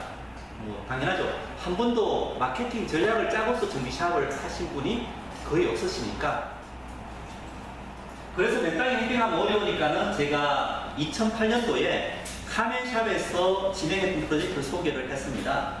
2008년도 카멘샵에서는 앞으로는 자동차가 고장보다 관리하는 추세이기 때문에 고장 수리하는 비율을 낮추고 관리하는 쪽으로 높이자 해서 한 20개 되는 정비샵에서 5천만 원씩 투자해가지고 프로젝트를 했습니다. 그래서 대부분의 정비샵들이 수리 비중에서 관리 비중으로 높이는 데 성공한 사례를 말씀드렸습니다. 한데 2008년도에 카멘샵들이 성공했지만은 여러분들이 생각하시기에는 이런 내용들은 기술이나 영업이나 위치와 같은 개별 샵에 따라 평가가 다르기 때문에 무작정 뭐 여러분이 지금부터 5천만 원 투자해가지고 나 수리 안 해, 관리해 하지 마십시오 하는 말씀을 드리고요. 두 번째는 사례에서 봤을 때 기술이 아주 뛰어나신 분보다는 기술은 어느 정도 되시면서 마케팅을 잘 하시는 분들이 훨씬 더 고장 수리 정비에서 관리 정비로 바뀌는 비율이 높았다는 말씀을 드리고요. 세 번째는 어찌됐거나 자기 자신의 경쟁력에 맞는 품목을 좀 선택하십시오 하는 이야기였습니다. 남들이 관리 정비 한다 해서 다 관리 정비 하지 마시고, 또 관리 정비 중에서 여러 가지가 있죠. 뭐 오일류 가는 관리 정비도 있고, 케미칼류도 있고, 또 뭐 카모네일 교환도 있고 하는 그런 품목을 선택에 집중하십시오 하는 이야기를 했습니다. 그러면서 이제 여러분께서 한번 생각해 보실 게 뭐 무작정 제가 마케팅 합시다 이렇게 합시다 해서 따라오실 게 아니라 2010년도에는 수리 정비에서 관리 정비로 변신이 필요했는데 지금도 과연 그 추세가 유지되고 있는지, 사실 어떤 면에서는 이 추세는 훨씬 더 심해지고 있죠. 갈수록 자동차 고장은 안 나고 차량이 CBS 정비라 해서 관리할 필요성은 높아지고 있으니까요. 두 번째는 근데 나는 그렇게 생각하는데 나의 고객이 관리 정비가 필요하다고 느낄까? 뭐 고객은 딴 생각하고 있는데 여러분 생각하면 곤란할 거고, 가장 중요한 부분이 고객이 고장 수리할 때도 나한테 올까라고 한번 생각해 보십시오 했던 부분입니다. 무슨 이야기냐면 차가 길 가다가 고장이 나가지고 운행을 못할 정도 되면은 단골인 여러분 정비샵에 전화해갖고 갑니다 해서 사고 치겠죠. 근데 이제 아주 한가하게 타이어 다 따라서 타이어 갈 때 됐다 했을 때는 여러분 정비샵에 오기보다 뭐 인터넷 두드리면 타이어 다이렉트에서 훨씬 싸네 간다든지, 엔진오일 갈 때쯤 됐더니만은 뭐 인터넷에 엔진오일 가는 쿠폰 사게 파니까는 그걸 인터넷에서 구매해가지고 간다라든지 하면 여러분들이 열심히 관리 정비를 준비하고 있더라도 꽝이죠. 그래서 관리 정비를 준비하더라도 결국은 여러분 고객이 이런 관리 정비의 필요성을 느끼고 그런 일이 발생했을 때 여러분 정비샵으로 오게 하는 게 필요하다 하는 이야기를 하였습니다. 그런 측면에서 자동차 제조사가 사용하고 있는 방법이 커넥티드 마케팅이다. 그래서 제가 3월 달부터 커넥티드하는 이야기를 시작했습니다. 그 예로 이제 아까 말씀드린 현대자동차는 2006년도부터 오젠 서비스를 시작했습니다. 우리나라 자동차 텔레메틱스 하는 데서 획기적인데 자동차에 통신망이 들어갔다. 물론 제가 뭐 2000년도에 모뎀을 넣긴 했지만 타미나에서 OEM에서 최초로 넣었고, 이게 아까 말씀드린 이유 때문에 실패를 하자. 그 다음에 그 스마트폰 모젠. 그리고 뭐 모젠이 좀 헷갈리니까 그 다음에 나온 게 블루링크입니다. 그래서 스마트폰으로 고객을 연결한다. 그리고 기아자동차도 2010년도에 유보를 출시해가지고 효과가 있거나 없거나 자동차 제조사는 어찌됐거나 고객의 스마트폰에 앱을 깔고 스마트폰으로 고객을 관리하겠다라고 노력을 하고 있습니다. 커넥티드 마케팅입니다. 그리고 이제 블루링크를 보면은 뭐 환상적이죠. 원격으로 문 열고 문 닫고 시동 걸고 뭐 도난 차량 찾고 인터넷 다 되고 쫙. 한데 아까 말씀드린 바와 같이 이거 사실 여태까지 별 볼 일 없었습니다. 왜냐하면 고객이 차에 타가지고 이거 스마트폰을 이 앱을 실행시켜야 되거든요. 뭐 예를 들면은 이렇게 원격 문 열기, 저 원격 문 열기 하려고 스마트폰을 차 안에 둘 운전자 없죠. 하는 거는 이제 뭐 한 10% 5% 되는 통신이 되는 고급 모델에는 가능한 이야기인데 의미가 없는 개념이었습니다. 한데 아까 말씀드린 바와 같이 이제는 이런 앱들이 2015년도에 나오는 엘프 소나타의 아이폰에 들어간다 했을 때 이야기가 달라지죠. 기본이 통신이 되고 이런 앱이 다 깔린 차가 나오기 시작한다 하는 이야기입니다. 어찌됐거나 이 자동차 회사에서 그래서 아이폰이나 구글폰을 넣고자 하는 가장 큰 이유가 이런 커넥티드 마케팅을 이제 자유롭게 할 수 있기 때문에 통신비는 당연히 고객이 물고 또 iOS나 안드로이드이기 때문에 자기 어플리케이션을 마음대로 넣을 수 있고 차 시동 키면은 실행시킬 수 있기 때문에 이렇게 가고 있다. 네, 이 블루링크 서비스 기아 유보도 마찬가지로 출발은 스마트폰으로 했습니다. 한데 이제 차 안에 스마트폰 들어가면 굳이 뭐 스마트폰을 할 필요 없죠. 여기서 이제 여러분들이 좀 생각해 보실 게 있는데 기아 자동차가 GDS 모바일을 사실은 아주 급하게 출시됐습니다. 사실 GIT는 거의 준비 안 됐고 GIT는 요즘 조금 어지럽습니다. 왜 어지럽냐면 작년에 G스캔2 출시했다가 좀 느리고 품질이 안 좋아가지고 사실은 최근에 광고를 GDS 스마트로 광고를 냈거든요. GDS를 다시 팔겠다. 저가 예약으로 해가지고 한데 GDS 스마트 나오기 전에 OEM 진단기가 바뀌었다라고 현대기아 자동차가 광고 때려버린 거죠. 하면은 이제는 뭐 모바일로 갑니다. GDS보다 한 6, 7배 빨라졌습니다. 하고 열심히 현대기아 자동차가 홍보하고 있는데 GDS 살 사람 없죠. 그만큼 사실은 GDS 모바일은 GIT 입장에서는 준비가 안 되는 상황에서 국내 시장에 나오게 됐습니다. 그 이유는 뭐냐면 현대 자동차가 바꿨어요. 이제 자동차 안에 이런 안드로이드가 들어가는데 GDS 같이 PC 기반으로는 차 안에 들어가는 안드로이드 앱 같이 실행시킬 수 없잖아요. 아시죠? 제 폰이 갤럭시 안드로이드 OS인데 안드로이드 OS에 들어가는 응용 프로그램과 PC에 들어가는 프로그램이 완전히 다르잖아요. 하면 결국은 차 안에 안드로이드가 들어가니까는 진단기도 안드로이드다. 그 이야기 뭐냐면 진단기에 돌아가는 응용 프로그램하고 차 안에 있는 응용 프로그램 똑같은 게 막 돌아갈 수 있는 거죠. 그 사이에서 값을 주고받고 할 수 있는 거예요. 그래서 GDS 모바일을 가능하면 기존에 뭐 GDS 있거나 말거나 또 OBD1 차량이 되거나 안 되거나 무조건 하나 더 해가지고 이제는 고객이 안드로이드 폰을 깔고 왔을 때는 아예 안드로이드 단말기 갖고서 고객이 기억하는 이야기입니다. 모바일로 옮겨가고 있다 하는 이야기입니다. 그래서 카메라에는 이런 커넥티드 마케팅을 아이스캔 사용하시는 분들이 익숙하지 않기 때문에 이제 뭐 이렇게 합시다 라고 제가 사례를 말씀드렸죠. 어찌됐거나 여러분이 이런 커넥티드 마케팅을 하는 거에 있어서 가장 큰 강점은 사실은 고객과의 개인적인 친분입니다. 제가 지난주 목요일 날도 일이 있어가지고 인천에 직영정비점에 갔는데 공장장님 만나러, 공장장님이 저희 아이스캔 고객인데 차 끌고 갔는데 아무도 인사를 안 해요. 그리고 이제 안내 데스크에 들어가니까는 아가씨가 어떻게 오셨습니까? 그래서 공장장님 만나러 왔습니다 하니까는 공장장님 어디 있습니다 라고 이야기해줘요. 거기 온 고객들은 그 직영정비점의 사장이 누군지도 모르고 그럼 아가씨가 접수하고 나서 차 놔두면은 직원이 차 고치고 가고 끝이겠죠. 근데 그거에 비해서 여러분들은 일단 고객이 들어오면은 내가 사장입니다 인사부터 하고 시작하잖아요. 그 친분이 엄청난 직영 정비샵 대비 강점이다 하는 부분이고요. 그럼에도 불구하고 이제 브랜드 인지도나 투자 여력이 없고, 한데 이제 여러분이 잘 생각해야 될 게, 똑같은 상황이라도 어떤 경우는 기회가 될 수 있고 어떤 경우는 위협이 될 수 있습니다. 제가 이렇게 계속 강조하는 것은 여러분이 이런 흐름을 잘 알고 그 전체를 잘 파악해가지고 이 자동차 산업에 일어난 많은 변화들이 여러분이 좀 기회로 이용할 수 있게 하기 위해서 강조하고 있습니다. 예를 들자면 CBS, 그러니까 컨디션 베이스 서비스를 해가지고 요즘 뭐 유럽차 엔진 오일 뭐 만 킬로 지나서 안 갈면은 고장 코드 뜨죠. 운전자가 가장 약한 게 고장 코드지 않습니까? 고장 경보등. 그 전까지는 뭐 만 킬로에 가십시오 뭐 꼼짝도 안 하다 고장 경보등 딱 뜨면은 안쪽을 해서 하는 식의 항목들이 갈수록 늘어나고 있습니다.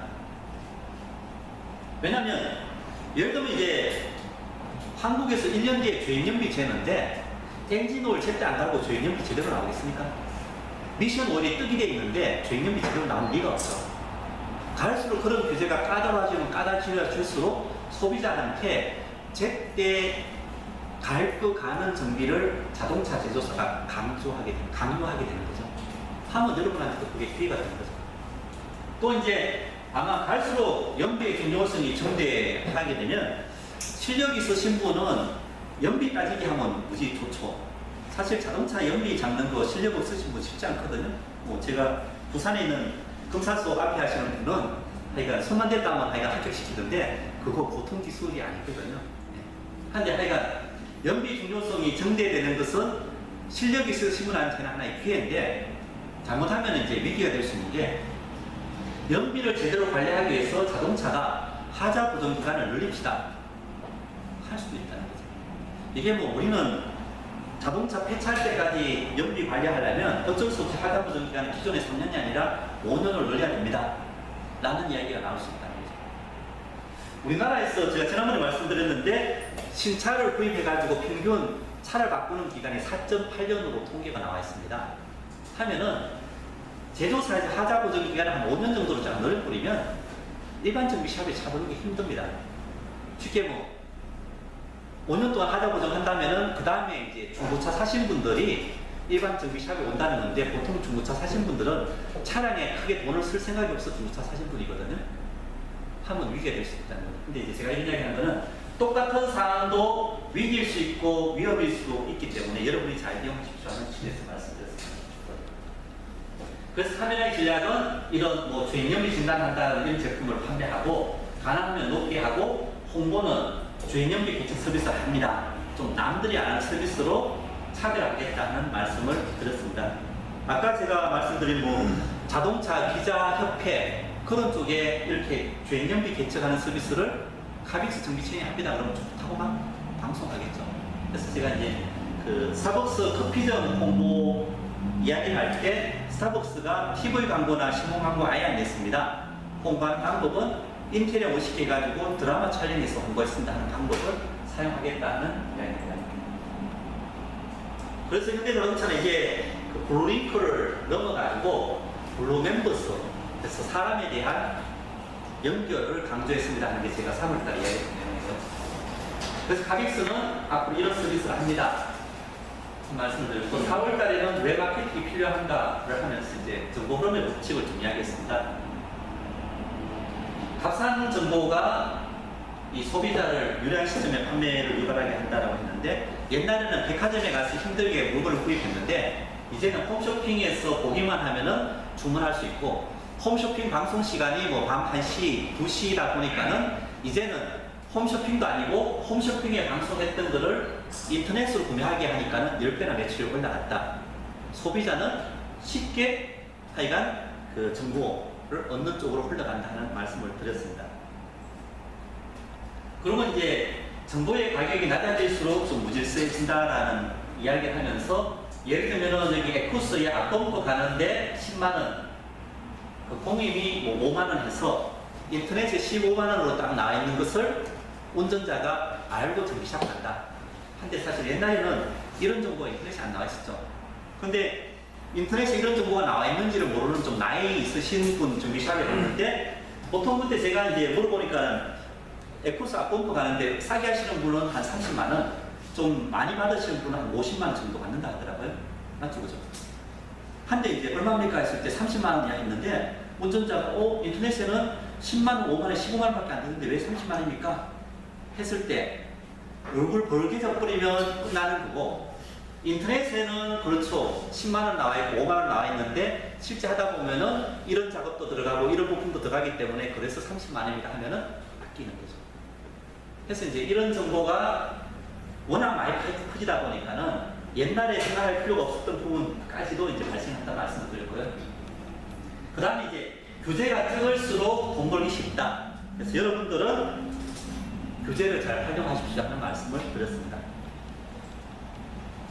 그러면서 이제 제가 한 정보의 가치의 예를 말씀드렸는데, 3월달에 급발진 창에서 이제 제가 인터뷰를 했을 때 급발진 분석을 하려면은 엔진 스로틀 열림량과 엑셀 페달이 가장 중요한데, 지금 국토교통부 규격에는 이게 따로 구분 안 되어 있습니다. 엑셀 페달 혹은 스로틀, 당연히 자동차 제조사는 아마 EDR 안에 스로틀 값을 넣을 겁니다. 그랬을 때 제가 이제 이야기하기를 급발진 추정 사고가 난 차에서 가장 핵심적인 엑셀 페달 밟은 값, 브레이크 밟은 값, 그 다음에 스로틀 밸브 열린 것, 이런 것을 밝혀주면 얼마 정도 주겠습니까? 하면서 미국에서는 이거 밝혀서 800억 벌었습니다. 얘기했죠. 하면 사실은 지금 최초로 이런 걸 밝혀서 급발진 추정 사고를 원인을 밝혀준다면 몇 억 까면 될 겁니다.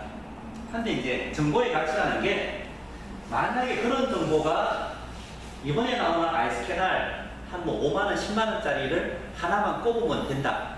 아이스캔 R에서 지원된다 했을 때 얼마가 될까? 하고서 이제 제가 다시 물어봤죠. 제가 이런 이야기를 한 이유는 정보의 가치가 모르는 사람한테는 수억의 어떤 비용이 될 수 있고, 아는 사람한테는 10만 원짜리, 5만 원짜리가 될 수도 있다는 거죠.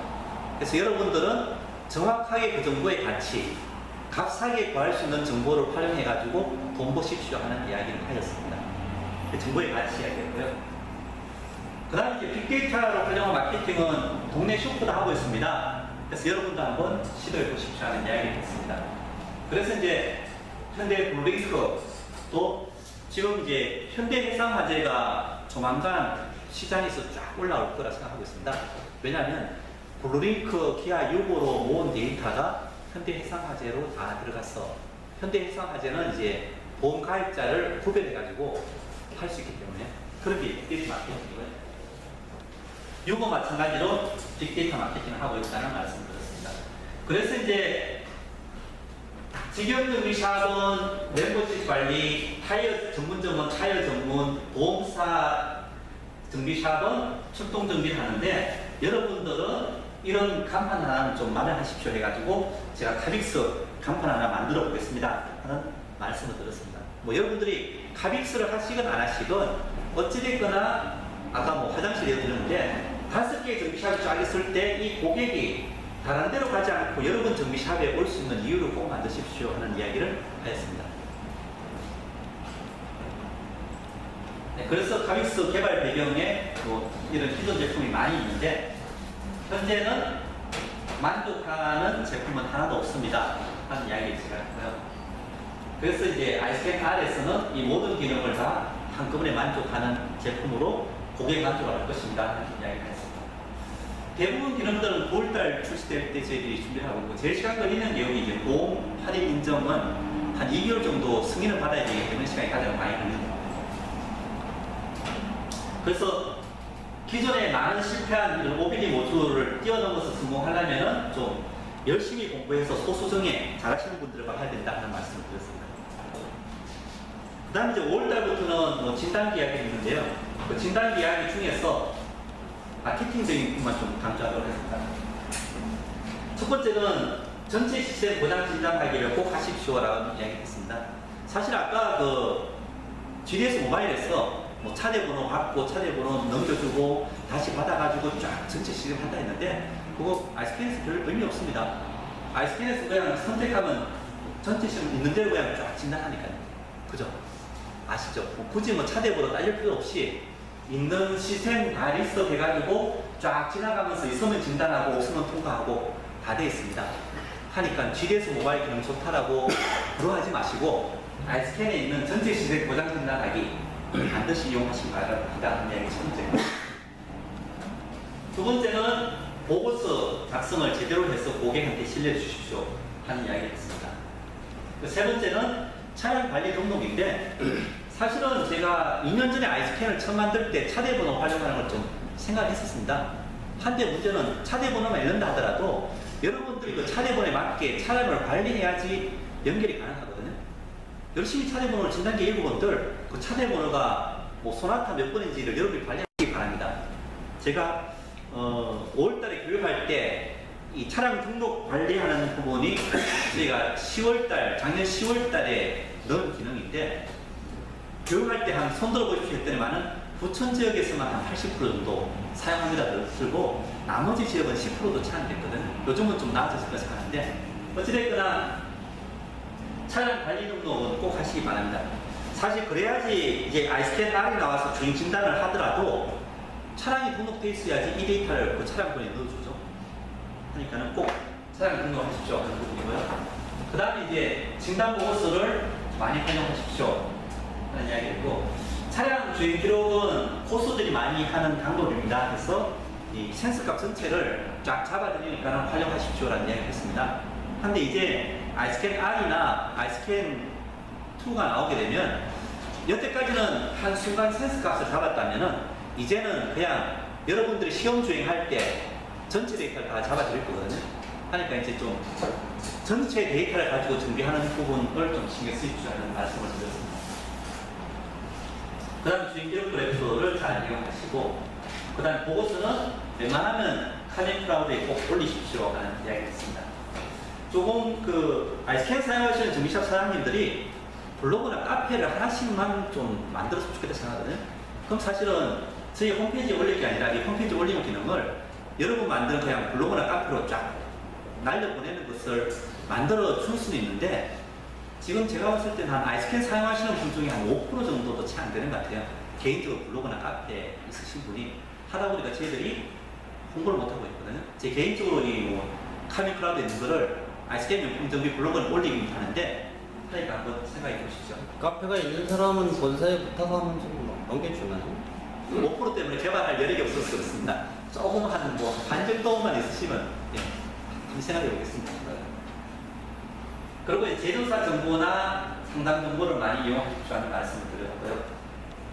그 다음에 이제 그 정비 보고서를 잘 만드는 습관을 들이자 하는 이야기들을 하고, 사용자 정보를 제대로 하자는, 주로 뭐 아이스캔 사용법 중에서 마케팅 관련된 부분을 말씀드렸고요. 그 다음에 이제 정비 보고서를 잘 활용합시다 하는 말씀을 드렸습니다.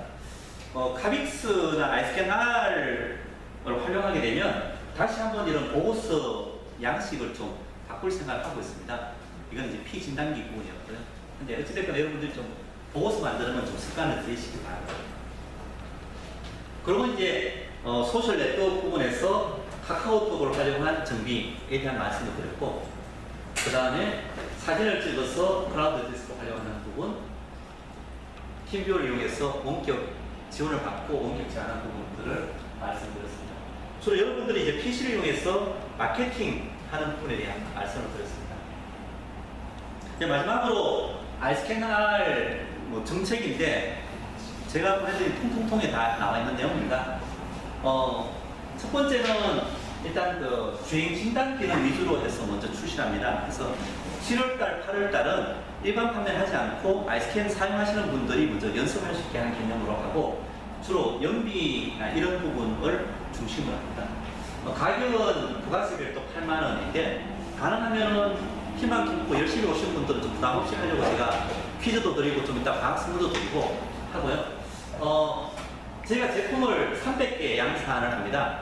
그래서 그냥 한 정비샵에 많이 파는 목적이 아니라 가능하면 좀 많은 정비샵이 사용했으면 해가지고 한 정비샵당 최대 3개까지만 판매합니다.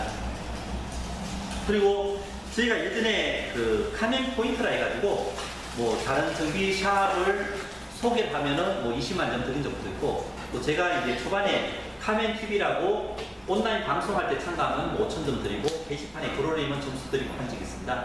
그래서 카멘 포인트가 있으신 분은 부가세 필요 없이 그냥 한 개당 8만 점으로 구입을 하시면 됩니다. 그리고 오늘 희망 캠프 오신 분들은 출석부 잘 적으시면 한 개를 구입하시건 뭐 세 개를 구입하시건 30% 할인 드리고요. 공짜로 못 드리는 죄송하고요. 그리고 이제 저희가 2013년도에 아이스캔 R 이 모양을 처음용으로 하나 나눠드렸습니다. 300분한테 갖고 계신 걸 반납하면 3만 원 할인해 드리겠습니다. 그래서 저희가 가능하면 300대 양산하는 것은 희망 캠프 열심히 들으시는 분들이 그 부담 없이 좀 익히는 목적으로 제가 정책을 만들었습니다. 일반인한테 구입해서 판매하지 마시고요. 그러니까 보험료율제나 이런 기능은 안 되고 아까 보셨던 연비나 이런 분석 이거 대신에 이제 이거를 차마다 꼽았다 뺐다 그냥 사용할 수 있습니다. 꼽은 차에 대한 데이터 뽑고 그 다음 작품이 되고 순수하게 정비사 목적으로 만들었습니다. 그리고 이제 아까 잠깐 말씀드린 아이스캔 2입니다. 기능은 기존의 아이스캔 P 기능하고 아이스캔 R 주행 진단기를 결합을 했습니다. 사실은 피클캔 데이터 갖고 분석해보니까 꽤 괜찮더라고요. 한데 이제 얘의 한계는 뭐냐면 너무 작게 만들다 보니까는 캔 차량 데이터만 받을 수 있고 진단으로 센서 값을 받기가 좀 애로사항이 있습니다. 한데 얘는 이제 그런 게 다 되거든요. 해서 결합을 했습니다. 그리고 이제 R 안에 들어가 있는 주행 기록을 하기 위해서 4기가 메모리가 이 안에 들어가 있습니다. 그래서 얘는 PC 필요 없이 그냥 뽑아가지고 여러분들이 뭐 한두 시간 시험 주행하고서 뽑아가지고 데이터 보시면 됩니다. 하는 부분 하고요. 그 다음에 이제 저희가 고장 예측 기능을 준비하고 있습니다. 한데 첫 번째 7월달에 하는 고장 예측은 가솔린 같은 경우는 점화시기, 디젤 같은 경우는 그 인젝션 타입하고 하기 때문에 사실은 스캐너로 됩니다. 한데 이제 배터리 전압을 측정해갖고 하는 거나 신호선의 노이즈 재는 거는 기존의 진단 모듈이 아날로그 입력 기능이 없기 때문에 안 됩니다. 근데 여기는 이제 아날로그 입력 두 채널이 들어가가지고 배터리 전압을 재고 노이즈를 재는 기능이 더 추가돼서 사용이 바뀐 겁니다. 저희가 모양 바꾸고 가격 올리는 게 아니고요. 그래서 P 진단 차종 모두 지원하고 4기가 메모리, 배터리 전압 신호선, 그리고 이제 별도 케이블 없이 바로 뽑을 수 있게 하고, 뭐 제가 타는 와이퍼 소나타 같은 경우는 이게 DLC 단자가 바로 아래에 있어가지고 뽑으니까 좀 간섭 받겠더라고요. 그래서 원래는 이제 OBD2 케이블을 짧게 들려 했는데 교육하시는 분들이 이 짧게 하면 오히려 달랑달랑하게 안 되니까 한 1m 정도 해가지고 최소한 이쪽으로 올릴 수 있게 하자 이야기하시더라고요. 뭐 일리 있는 이야기 같아가지고 지금 케이블은 한 3m 정도 너무 길고 그래서 한 올해 1m 정도 OBD2 케이블과 이걸로 해서 하는 걸로. 물론 이제 OBD1 차량 같은 경우는 OBD1 어답터를 여기 뽑으면 다 진단이 됩니다. 하는 게 아이스캔 2고 저희들이 8월 달에 양산해서 아마 늦어도 9월 1일쯤은 출시할 계획입니다. 결국 이제 모바일로 가는 거고 제품 이름은 아이스캔 2라 했는데 제 개인적으로는 아이스캔 M 모바일이라 해서 출시할 계획이고 그러려면 이제 출시할 때는 PC로만 되지만은 저희들이 조만간 안드로이드까지는 개발할 계획을 하고 있습니다. 그래서 언젠가는 이제 그런 안드로이드 태블릿으로 진단할 수 있는 그 진단기다라고 생각하시면 됩니다. 그리고 이제 마지막으로 이렇게 사실의 5세대로 가는 이유가 자동차도 바뀌고 있죠. 아까 말씀드린 바와 같이 아이폰이 들어가고 구글폰이 들어가고 거기에 이제 어플리케이션이 깔리고 여태까지는 스캐너가 있어야 봤던 뭐 스마트 크루저나 OEM 전장값들이 이제 아이폰이나 구글에 뜨기 시작하고 있습니다. 하니까는 진단기도 모바일로 흘러갈 수밖에 없다. 사실 저희가 이 아이스캔 P를 하고 아이스캔 M은 고민을 많이 했습니다. 한데 이제 계기가 된 게 아이스캔 S 파형 진단기를 12월 달로 미뤄가지고 그런 고장 예측 부분과 아이스캔 R에서 주행 진단 해보니까 꽤 괜찮아가지고 사실은 하게 되는 부분입니다. 그래서 저희들이 8월달, 9월달에 4세대, 5세대 진단기를 연달아 출시할 계획입니다. 참고하시고요. 이상 뭐 제가 준비한 내용은 마치고요. 아까 말씀드린 퀴즈 다시 한번 하고서 끝내도록 하겠습니다. 이 퀴즈는 하나씩 가져가시면 됩니다. 뭐 이 자리에서 안 하시고 답을 적어가지고 저희 고객 지원팀에 팩스로 넣어주시면 됩니다. 한데 이제 오신 분들이 좀 협업을 했으면 해가지고 6문제인데 6문제 다 맞춰도 2개밖에 안 드립니다. 하니까는 한 문제당 하나씩 드리는데 제일 좋은 거는 3분이서 팀 짜가지고 2문제씩 맞히시면 공평하게 2개씩 받아갑니다. 이해되시죠? 6분이 모여서 한 문제씩 풀면은 1개씩. 이거요. 저기 당연히 이제 여기 수원 지역에 한 팀만 드립니다. 이거 뭐 한 명당 6개씩 받으면 제일 거들나잖아요. 그죠? 가장 먼저 답안 제출한 한 팀한테만 드리고 가장 먼저 답안 제출한 팀이 틀리면 당연히 두 번째 팀한테 기회를 드리고요. 이게 제가 카톡으로 받아준 거긴 하지만 여러분 인터넷 들어보면 대충 나옵니다. 하여간 컨닝을 하건 뭐 실력으로 풀건 여러분 제주국 보시기 바라고 하여간 혼자서 모든 문제 맞히면은 2개 받으니까 나머지 분들 4개 받을 기회를 박탈하게 되겠죠. 하여간 웬만하면 좀 서로 친분 있으신 분 연락해가지고 자기 혼자 6문제 다 푼다 하더라도 1억이라도 올려가지고 나눠 가지시기 바랍니다. 이해되시죠? 예. 하여간 뭐 즐거운 방학인데요. 8월달은 저희가 쉬고 여러분들 휴가 하셔야 되니까 9월달에는 이제 본격적 아이스캔 알과 고장 예측 시스템으로 다시 만나도록 하겠습니다. 질문 있으시면 받고 아니면 마치도록 할게요. 예, 제가 항상 고민을 합니다. 질문이 없으시면 모두 다 이해하신 걸로 알고 아까 퀴즈 맞히신 분 나가실 때 숫자 좀 적어서 가시기 바랍니다. 적은 만큼 알려드리겠습니다. 네, 하여간 즐거운 휴가 되시고 수고하셨습니다. 예. 그 R은 어느 정도 시간 동안 그 데이터를 저장할 수 있는 4기가로 해가지고 사실 네. 4기가 돼요. 4기가. 저번 질문은 주행을 했을 때 뭐 어느 정도 저장이 되나? 뭐 10시간 뭐 그런 질문인 것 같아요. 맞나요? 제가 한 10시간 해보니까 한 200메가 정도? 그러면 100시간, 200시간, 순수 주행 시간 200시간 정도. 물론 그거는 이제 얼마나 많은 데이터를 받느냐에 따라 달라지겠습니다. 지금은 주로 이제 10ms마다 아까 에너지 분석하기 위해서 76개 데이터를 계속 받는 상황에서 그렇습니다. 그 질문이에요? 근데 하여간 얘 자체는 꼽아가지고 뭐 몇몇 명씩 나가는 목적은 아니고 이거 비싸거든요. 여러분들이 그냥 시험 주행할 때 꼽아가지고 2~3시간 돌아서 빼는 거로 하시는 목적입니다. 그리고 저도 이게 좀 데이터를 줄이려고 하는 게 여기 4기가 장난이 아닌 게 여러분 사용하시는 노트북이나 PC 하드디스크가 보통 500기가 뭐 300기가 그렇잖아요. 이거 4기가씩 한 번씩 뽑아내면은 200기가 하면 50번 정도 뽑아버리면 하드디스크 가득입니다. 엄청나게 많은 데이터입니다. 그래서 가능하면 그 데이터량을 줄이려고 많이 노력하고 있습니다. 그럼 쓰고 나서는 포맷 기능이 그쪽으로 있는 건가요? 따로 필요 없이 PC로 뽑으면 얘는 비는 거죠. 저기 잘 가가지고 PC 뽑아내고. 어떤 그 CIT라든가 이런 것처럼 자동으로 백업을 다 쓰면 비울 수 있는 건가요? 그렇죠. 네. 복사가 아니라? 네. 백업을 안 받으면 전에 데이터는 지워주고 새로 계속 생성되는 4기가 이상 되면 어쩔 수 없이 지워주는데 4기가 안에서는 계속 쌓이는 거죠. 이제 안에서는 예. 4기가라는 게 한 200시간 정도 되니까 200시간 이상 계속 꼽아놓고 다니면 어쩔 수 없는 거고요. 그런 이제 오래되고 하는데 일반 정비샵에서 뭐 200시간 이상 꼽아놓고 할 일은 없다 생각하는 거예요. 실제로 4기가 데이터를 블루투스로 뽑아내는데 시간이 꽤 많이 걸립니다. 네. 그래서 여기 이제 아예 USB가 넣어놨거든요. 그런 많은 데이터는 아예 USB로 뽑아낼 수 있습니다. 저희가 블루투스로 한 200메가 뽑아내는데 한 30분 걸리더라고요. 제가 한 10시간 정도 주행해가지고 뽑아내봤는데 그런 상황입니다. 답변이 됐습니까? 네. 네, 수고하셨습니다. 네.